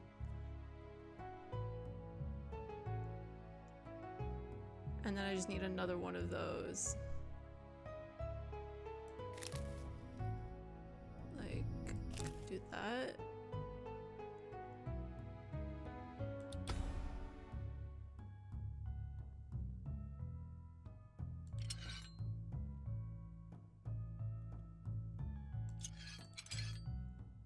Okay, so if we do this, and then we do that,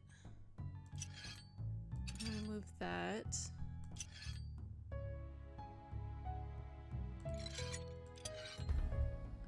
Okay, okay.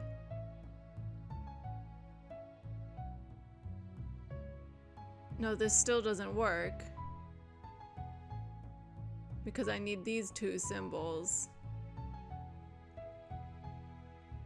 But they're both... What's that smell? I don't understand. Wait. Okay.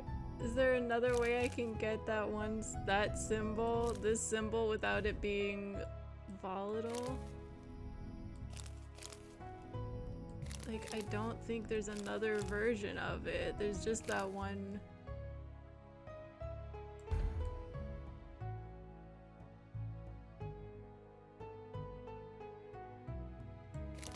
I don't understand.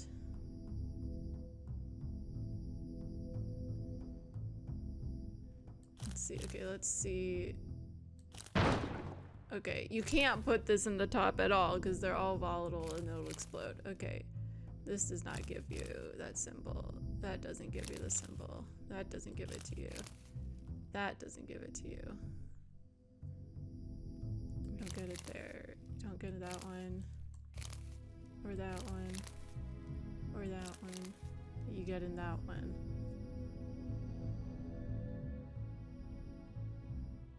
Okay. You know, I know there are other ones we could try, but it's hurting my brain and I'm kind of tired, so I don't want to keep trying right now. Well done.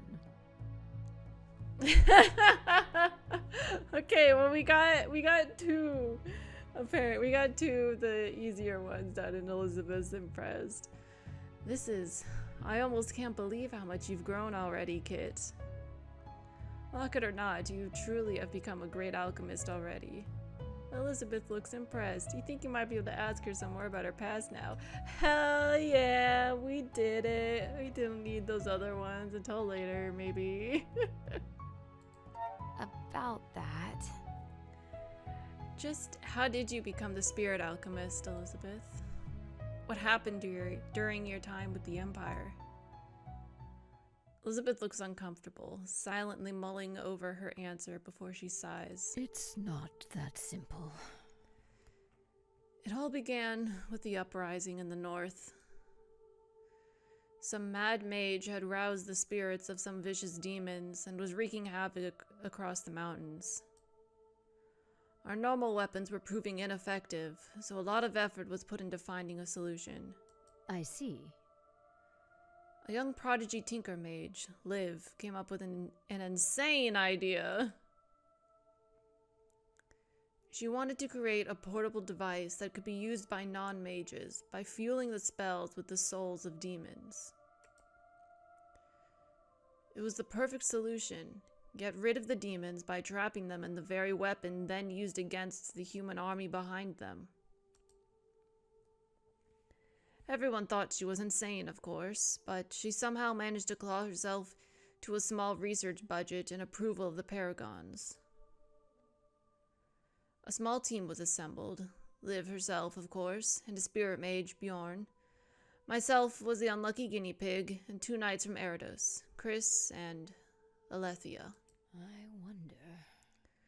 We were stationed out here in the boonies for years, and the 5 of us became almost a family of sorts. Our days were spent assisting Liv in her vision.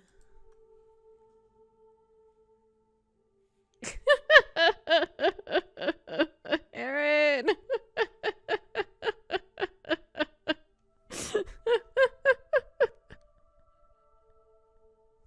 I look over in the chat and see, quote, a portable device that can be used by non-mages, and then all caps, a gun!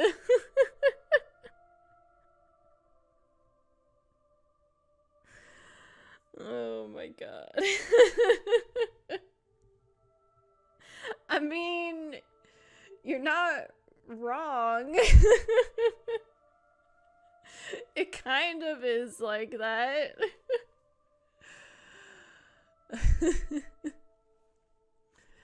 Eventually, she was successful. If just... The spirit locket she built was exactly what was needed to turn the tides.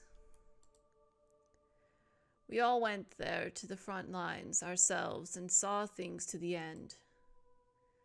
The uprising quelled, and I and the others were hailed as heroes.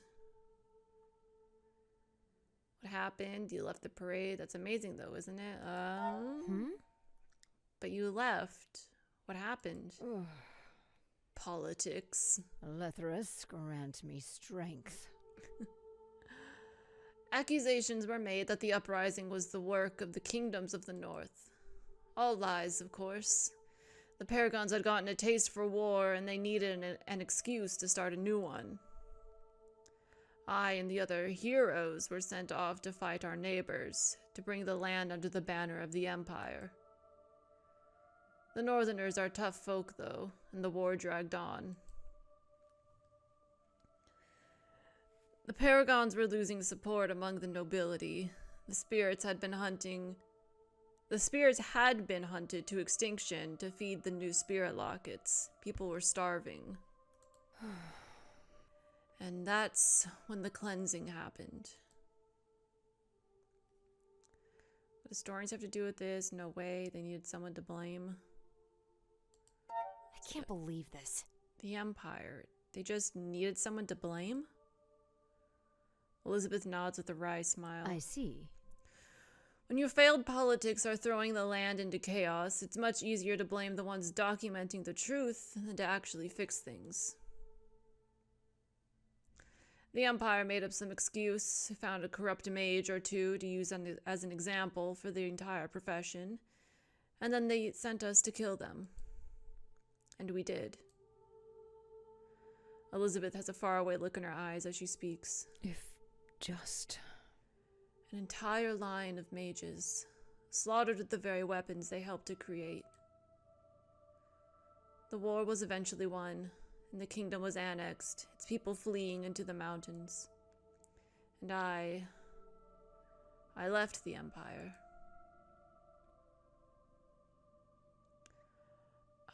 That's awful, Elizabeth. It's not that simple. A heroic deed does not make a heroic life. I was too blinded by a first achievement, by love, to realize where it was all going. Alethea doesn't see it my way.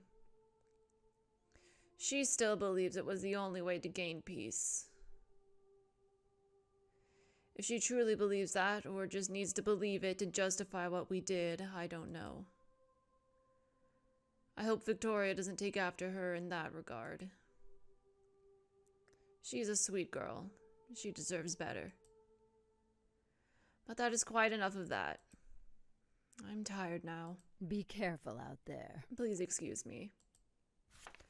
I mean, like, I don't want to speak for you and, like, what your relationship was like, but Alethea kind of seems like shit. So don't beat yourself too much up about how you aren't in a relationship with her anymore. She kind of seems like shit. Just saying.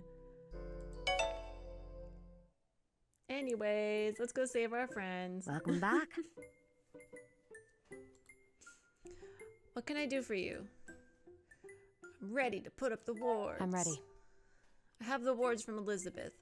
Let's prepare our trap for Ronan. How lovely. Okay, if you're sure. I'll let everyone know we're ready. Make sure you visited everyone you wanted to before proceeding. I'm ready to lay a trap for Ronan. This is it. I'm ready. Let's call everyone. Okay, let's do this then. As the sun is going down, you all gather at Quinn's shop to set up the wards you and Elizabeth made. Victoria is pacing near the door, and even Michael has the good sense to leave her be. It's been quite... Oh. It's been quite a while without Ronan making another move, and it's driving the former demon hunter nuts. What is that? What's the line from that they in Game Grumps? That's making me think it was like drive them nuts. I forget the exact thing, but it's more the way that they said it than the actual line itself. Anyways, Quinn is taking it in their stride, however. Looking delighted to have so many guests, they've been flitting around serving tea and are now engaged in a deep discussion with Caden on the floor around the southern mountains. I love that you called them out. Yeah, that's what so I look over and see. It's like we got a jingle jangle situation in our hands. Santa's going nuts. Thank you. I knew you would come in with the reference.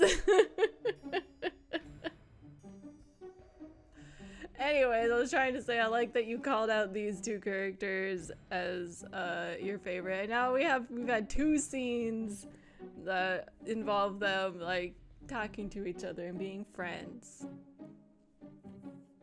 Yeah, and they're engaged in a deep discussion with Caden on the flora found in the southern mountains. You finish setting up the wards just as Mime comes creeping in through the door, the bell giving her away. How curious. You were cutting it quite close there, Mime. A few more minutes and you'd be trapped on the wrong side of the ward. Sorry, I didn't mean to be late. Is there something the matter? Where have you been? Trying to skip your chores? Say something the matter. Are you okay? Hey, Mime, is something the matter? You've been gone for a while. What? No, everything's fine. Perfectly peachy. What now? You have been disappearing an awful lot lately. I've decided to put some trust in you given everything that's happened. I hope that was not misplaced. Come on. Of course not. I'm not doing anything wrong. I've been keeping a lookout for Kim. I haven't seen him at all since Kit and I ran into him. I've been looking all across town, but with no luck. So I'm kind of worried. Say I'm worried as well. Oh no. That is quite worrying. Hear me out. Right? I know we have to stay here and focus on protecting Quinn, but... You see... He's just really nice, and I don't want anything bad to happen to him. I know we haven't actually talked much, but I just get this feeling from him. It's a bit difficult to explain, but his soul smells like home. Really? Home? Quinn has stopped pouring tea and is giving Mime an odd look. Yes, I know it sounds odd, but he reminds me of the forest. Of tall trees and grass and wildflowers. Uh-oh. That's new. Is something the matter, Quinn? Anne looks with concern at her friend and Quinn hums. How curious. It's just... I just talked with Kit about this earlier. Nature mages like myself are often the most vulnerable to spirits. They seek us out unprovoked because the magic we use is appealing to them. We feel like nature, so to say. Really? Huh. I guess you do give off a very similar feel, Quinn. I just always assumed it was a shop that smelled like this. Huh, the more you know. Mime, I think you're missing a detail here. Huh? What? Kim's a mage. Kim's a mage?! This changes everything. See? Can't Deadpan. believe this. Kim's a mage. Whoa! He is? Wait, so that's why he was able to see me in the woods when we were looking for lilies. It totally makes sense. Ugh. He what? Why didn't you say anything? Yikes! I just assumed I messed up my spell or something. This is bad. If Ronan is aware of this, it's likely Quinn wasn't the target at all. You hear the bell of the door. You whip around to see the haughty grin of Goldner as he confidently strolls inside. Not this fucking guy. Good evening. Punch him. How fortunate that you are all gathered here together. I have something important to discuss with you all. Let's wait. We don't have time. Right, fortunate. I can't believe this. Right. I feel incredibly fortunate to have you barge in on a private discussion like this. I believe this shop is closed, Mézières. Why are you here? Why, you? That sharp tongue of yours won't do you good. Won't do you any good today, whelp. Disgusting. I know you're the ones who broke into my home and stole precious documents of mine, and I'm here to get them back. Oh, yes? You and which army? Goldner merely grins. Shapes appear in the darkness behind him, lining up outside the door. Thieves! Burn it down! You'll pay! Alethra's mercy. Well, they don't sound happy. Oh, really? Ah, an angry mob. Brilliant. The yelling continues and Goldner strokes his beard with a chuckle. It seems a nasty rumor has spread among my workers after the unfortunate break-in. The thieves walked off with not only my personal belongings, but also their precious salary for the next month. Needless to say, they are not thrilled. Interesting. I believe what you meant to say is that you have been feeding your workers lies and are now using their anger as a weapon. Pathetic. I never lied to them. I have simply seen no need to correct their perception of the situation. Why should I help uphold your reputation when you're the ones who have wronged me? If this slight were to be corrected, however, I might be inclined to step outside and clear up this misunderstanding. So, you're threatening us? Oh, this shall be good. Nothing of the sort. I am simply a businessman trying to strike a deal. Go to hell. Yeah. I'm just gonna tell him to go to hell, because fuck this guy. You. Get lost, Goldner. We have no interest in your so-called deal. Oh, really now? So that's how you want it. I wish we could have actually told him to go to hell. Not just get lost. If that is your decision, then I guess I will be going. I wish you all a lovely evening. With a mock bow, he strides back towards the door. Mime suddenly tenses behind you, grabbing onto the back of your shirt. Something's wrong. There's something outside. Goldner opens the door, walking out with a confident gait, right until a fist connects with his gut and he's thrown back with a yell onto the flower shop floor. What in the world? A tall man steps through the door, eyes wild with unnatural rage. Kill the mages. We go again. Be careful. Everyone remember the plan. Yeah, everyone remember the plan. This is it. Everyone remember our plan. Michael, we need to get those wards up. Victoria, the door. Got it. Already on it. Victoria steps over the writhing and whimpering form of Goldner to push the frenzied human back. Just step over him. Kaden rushes in to help her slam the door shut and hold it as fists start pounding against the wood. Now, Kit. You and Michael make quick work of the remaining wards, the spell flaring to life with crackling blue energy. It bends and bounces like a great soft bubble around the shop, and the fists and stones hammering away on the outside are repelled with a soft bounce. Well, isn't this neat? That should keep them out, though it will also keep us in. With that guy. You all stare at Goldner, who is slowly recovering from his fall, wheezing and spitting angrily. What? That imbecile punched me. When I'm done with him. He pauses, realizing with a bit of a delay that you're all staring at him with varying degrees of exasperation and amusement. Well. I'm not gonna ask if he's alright. That was close.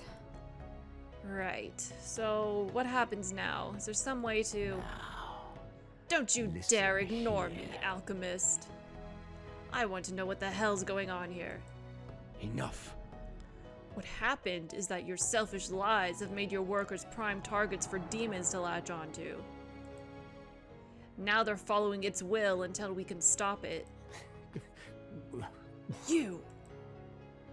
Goldner's face scrunches into a sneer as he points a finger at Caden's chest. Disgusting. I knew you were helping this outlander scum. Shut up, that's my boyfriend! Wait till I tell everyone what you've been hiding. Oh, this'll be good. Bold of you to assume you'll be leaving this place with a tongue to speak with. Goldner's face pales. Hey! You... Enough of this. Enough. We have much more pressing matters to deal with. Fascinating. The wards seem to be holding up. We should be safe as long as we stay in here. So we're trapped, but what about Kim? Yeah, what about Kim? Oh, hold on. But what about Kim? If Mime is right, then he might be a target as well. By the gods. Could it be this was his real plan all along? To make us barricade ourselves in here while he goes off after his true target? The mine workers continue their frenzied onslaught on the barrier. It is awfully convenient that they would show up here for the demon to possess, isn't it? What do you say, Weasel Man? Weasel Man. How did you learn about us being here tonight?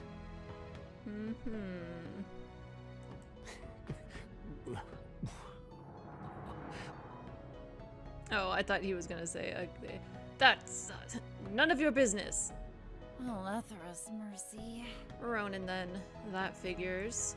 You know, If we could just find the demon in charge of these people, we could leave and search for Ronan. Maybe, but...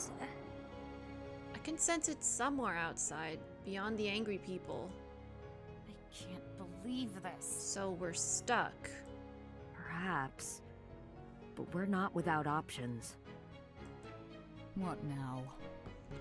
What do you mean? Actually, Well, if we can't leave my shop to find the demon, perhaps we can lure it inside here with us. That's dangerous. Tell me more, my precious wards. What do you mean? That sounds like an idea. What are you thinking? another thing. If we release the wards, those frenzied people will barge in here.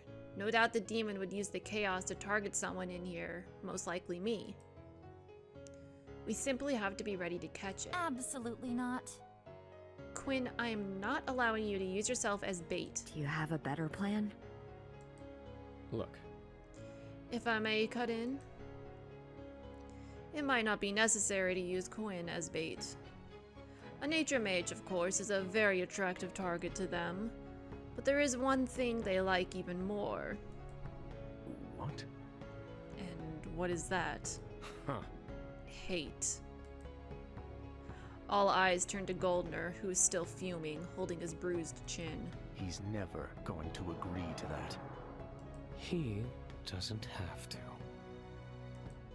Michael, I swear. Are you insane?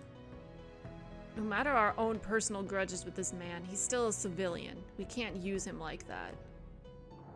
Quinn is at least consenting to this mad plan. Who will you use to bait the demon? I mean... I hate the guy. Honestly, it's more so that I'm afraid he's gonna fuck it up somehow.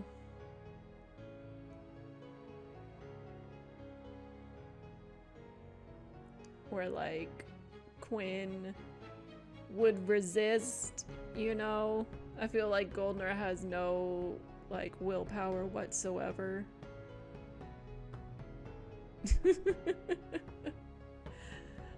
So we'll use Quinn Okay. as bait. I agree, Victoria. We can't just drag a stranger into this mess. Let's go with Quinn's plan. Thank you. Okay then. I trust you to protect me, Kit. Ha! What in the world are you all going on about? Let's not do that. None of your concern, old man. Now, be good and go take cover behind the counter, unless you want to get into a fist fight with more of your own bad decisions. This. Goldner doesn't look pleased, but he complies, stumbling to safety while the rest of you get ready.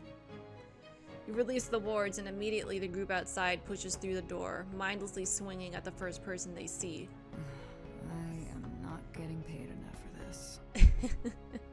Pathetic.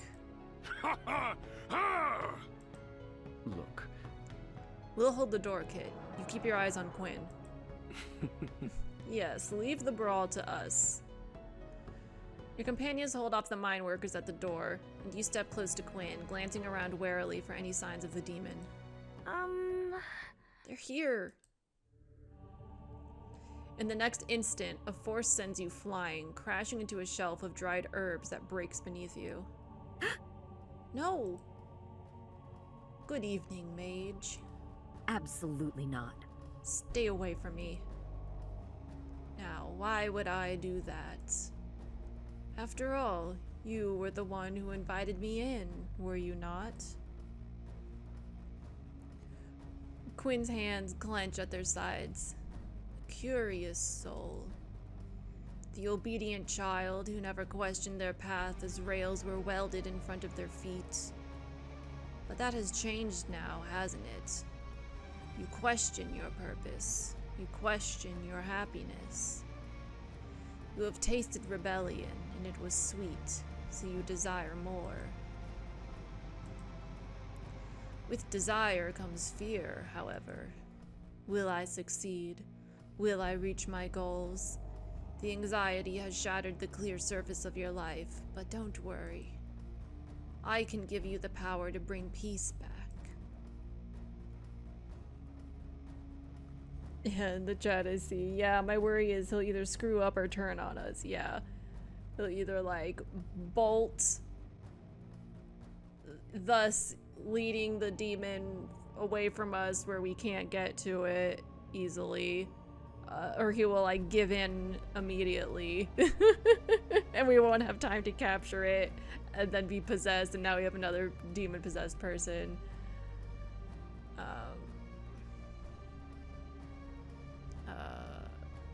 What a creep. I kind of want to go with that one. About that. That's one creepy offer, even for a demon. Don't worry, I have no intention of accepting it. You insolent. Let's go. Our turn, Kit.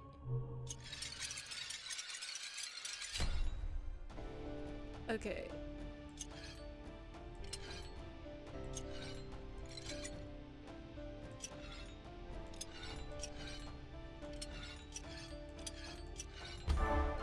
Hell yeah. The demon lets out a piercing scream as it's sucked into the locket. The frenzied mine workers stumble as the curse lifts, their shouts replaced by confused murmurs. This is... Is it over? Goldner pokes his head out from behind the counter, and Quinn breathes in deeply, forcing a smile. It would appear the danger has passed, yes. Which means it's probably time for you and your people to return home. The shop is closed. Huh? Did we break in here? What happened? The townsfolk are looking around, their confusion slowly turning to panic. What the... I shouldn't be here. Molly will kill me. We should go. They rush out the door and Goldner stumbles after them, flustered. Why, you... Wait, you cowards, we're not done here. This ends here. Oh, I think we are. Yes! Finally! Pointing that sword at someone who deserves it. Victoria draws her sword and points it at Goldner's neck. Tell me. Tell us where Ronan is. Hey! I don't know what you're talking about. Get that thing out of my face. He yelps when Victoria presses it closer, and Michael chuckles from behind. Speaking from experience, Messer, you don't want to push your luck with this one. Look, The man who told you about our location. Where is he? Why should I help you? Get information from Goldner, because I just saved you.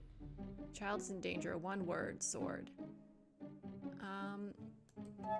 About that. I just saved you from those people. I could have let that demon take you. That would certainly have made my life easier. But I didn't, so now you owe me. Goldner grits his teeth. In the chat, Victoria pointing her sword at someone who deserves it. Character growth. Exactly.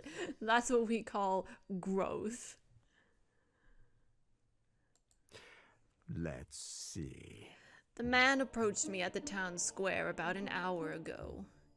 He told me about your little meetup here in the flower shop and then left. He was heading out towards the woods, but I don't know where precisely. The woods an hour ago? He could be anywhere by now. That sounds to me like a you problem. You arrogant piece of... Enough. You can go ahead and leave now, Goldner. We're done here. Oh, I intend to. Victoria steps out of the way as the mine owner storms towards the exit, pausing in the doorway, and then leaving without a word. How curious. Huh. That's a first. I don't think I've ever seen that man end a conversation without making some grand declaration or threat. I wouldn't put too much thought into that, Quinn. He's probably just saving the bile for another time. Oh dear. You might be right. We should go. We've gotta go. Who knows what Ronan has been up to while we've been stuck here. Kim. Time to go. Come on. We know where we're heading. We shouldn't delay any further. So, What about Quinn, though? The wards are broken, so nothing's here to protect the shop. Actually, I'll come with you. Come again? You don't have time to be worrying about wards now. We should stick together until this is under control. Don't worry, I won't slow you down. really? Are you really sure, Quinn? This might get dangerous. Actually, I just faced down a demon leading a frenzied mob. I think I'll manage. Got it. Let's go then. You all rush through the town in a race against time. The forest towers above you, the blackened tree trunks like silent pillars judging you as you hurry onwards. This way. I can sense him this way. Mime is looking particularly frantic, running ahead of the group until you make it to the clearing. Please stop this, Ronan. The demon wearing Ronan's skin has his little brother cornered, the young boy looking distraught. Don't be like that, dear brother. I just told you I need your help. You wouldn't refuse to help your big brother, would you? I know you're not really my brother. You're just some bad spirit who's controlling him. I won't do anything you say. I will never help someone who hurt my brother like this. Little pest. Little pest. Then I guess we'll just have to do this by force. Ronan holds up the locket and it glows ominously, shooting out a beam much like when you seal away demons. Kim screams when it hits him. Brother! Someone, please help! Kim, we can do this. Ronan will pay. Kim. I have to help. Kim, no. I have to stop this. Gritting your teeth, you step forward, clutching the spirit locket. Kit. You draw upon the power of the locket and throw yourself between the brothers. You! Kit. We're all just yelling each other's names. Kim, Kit, Kit, Ronan, Kit. Sorry.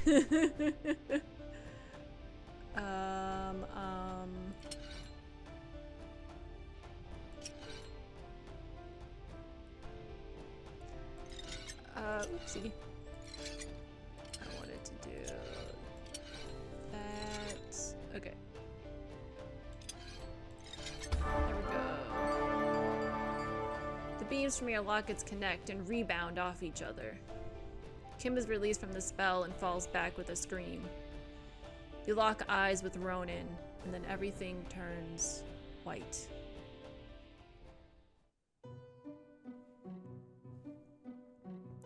You regain consciousness in the floating space of the in-between, where you once met Mime. Am I dead? Mime's not going to be happy. Not again. Am I dead? Again? No one answers. You can't see anyone in this space, but then comes the sound of crying. You wander, not knowing where your feet are taking you, or if you're even walking. You see a small child, crumpled up and hiding their face, their small body shaking with sobs. Your eyes widen when you realize horns are sprouting from their head, and the dark leathery fabric wrapped around them isn't a cape, but wings. You reach out towards them, but you never touch. You wake up to someone shaking you. Wake up! Wake up!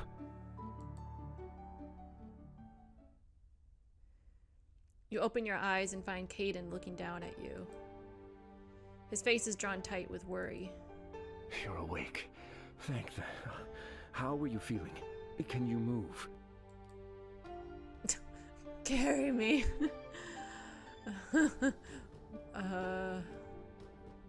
None of these feel appropriate. I guess it just the cheerful tag makes it seem not appropriate, but I'm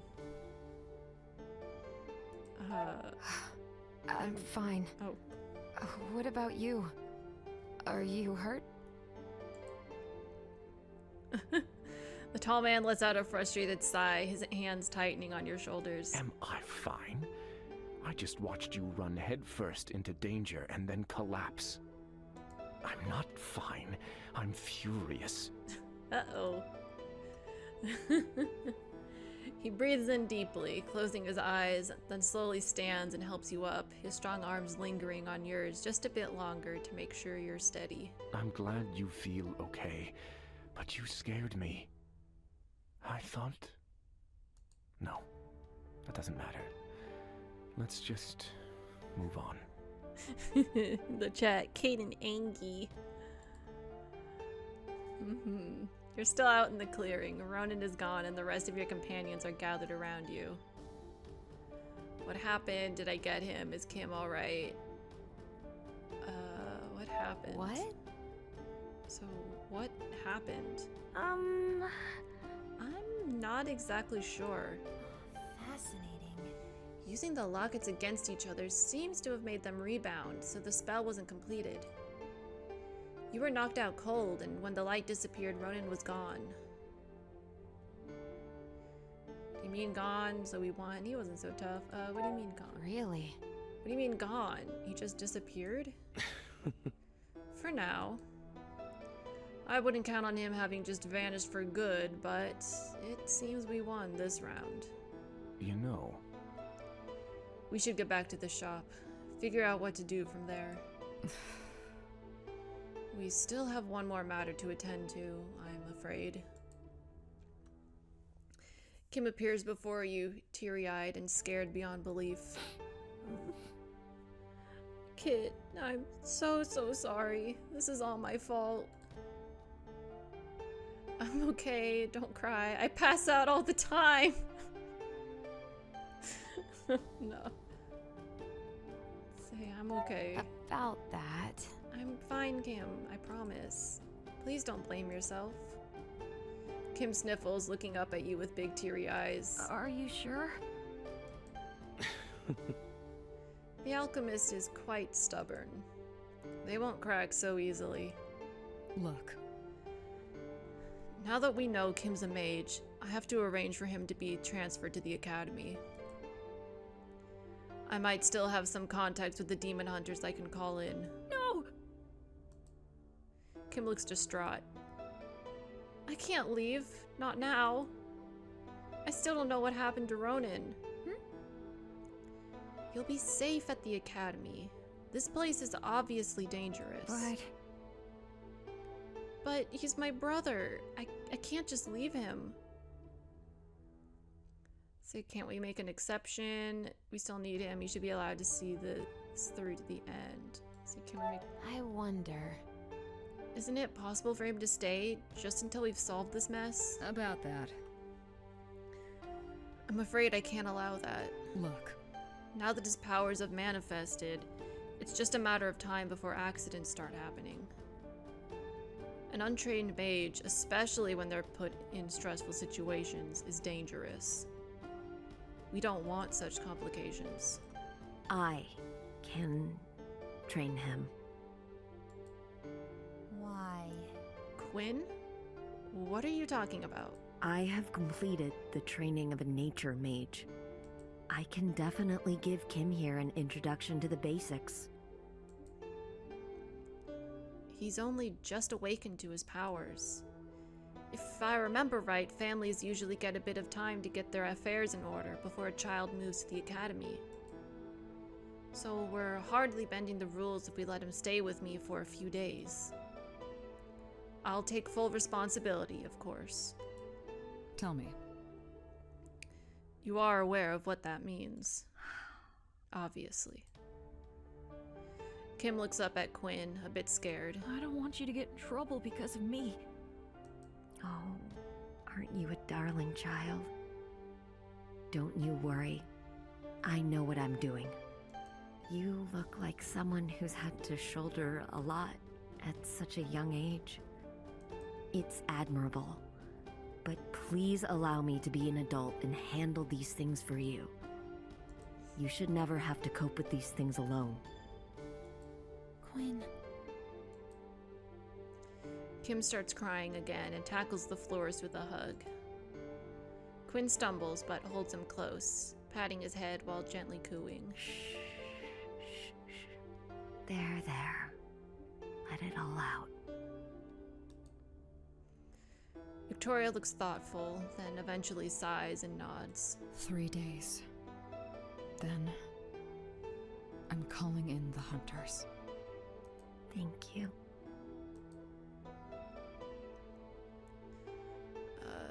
Don't get any more trouble. Let's find your brother. Thank you. Say thank you. Thank you. Thank you, Victoria. Thank you. Yes, thank you very much. Victoria just sighs and looks away. You return for the night, Kim leaving with Quinn.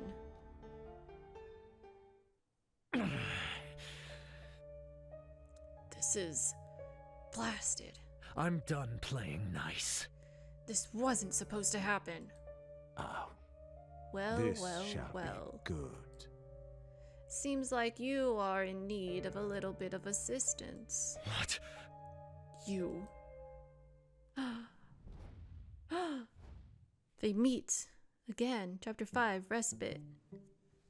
But since we ended the chapter, we're going to end things there for tonight. We got a lot done. We saved Quinn, but then found out that Quinn wasn't the real target, and it was Kim all along, because turns out he's a mage.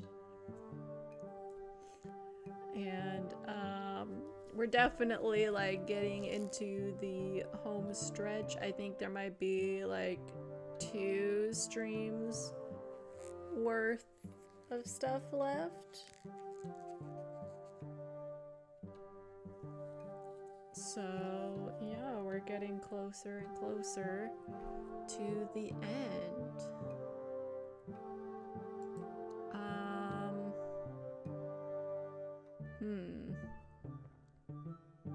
Sorry, I'm thinking because I just realized, oh hey, it's gonna be Thanksgiving in 2 weeks. So I'll probably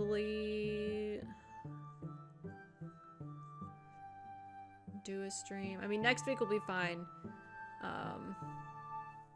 Same time on Thursday. We might do Wednesday the next week. Because it would be nice to just get this done by the end of November. And then move on to the next game. But I'll save, like, I'll think on it more. We have time to plan when, if I change streaming schedule stuff. But yeah. Anyways, thank you so much for joining me tonight. Yeah, next week will be same time and day. So let me go over. Actually, you know, let me save first so I don't accidentally forget. Yes, thank you. All right, now I'll start closing up because I would totally just like quit the game. I mean, it probably just autosave, so I would have been fine, but all right. Thanks again for joining me and hanging out, and I'll see you next week.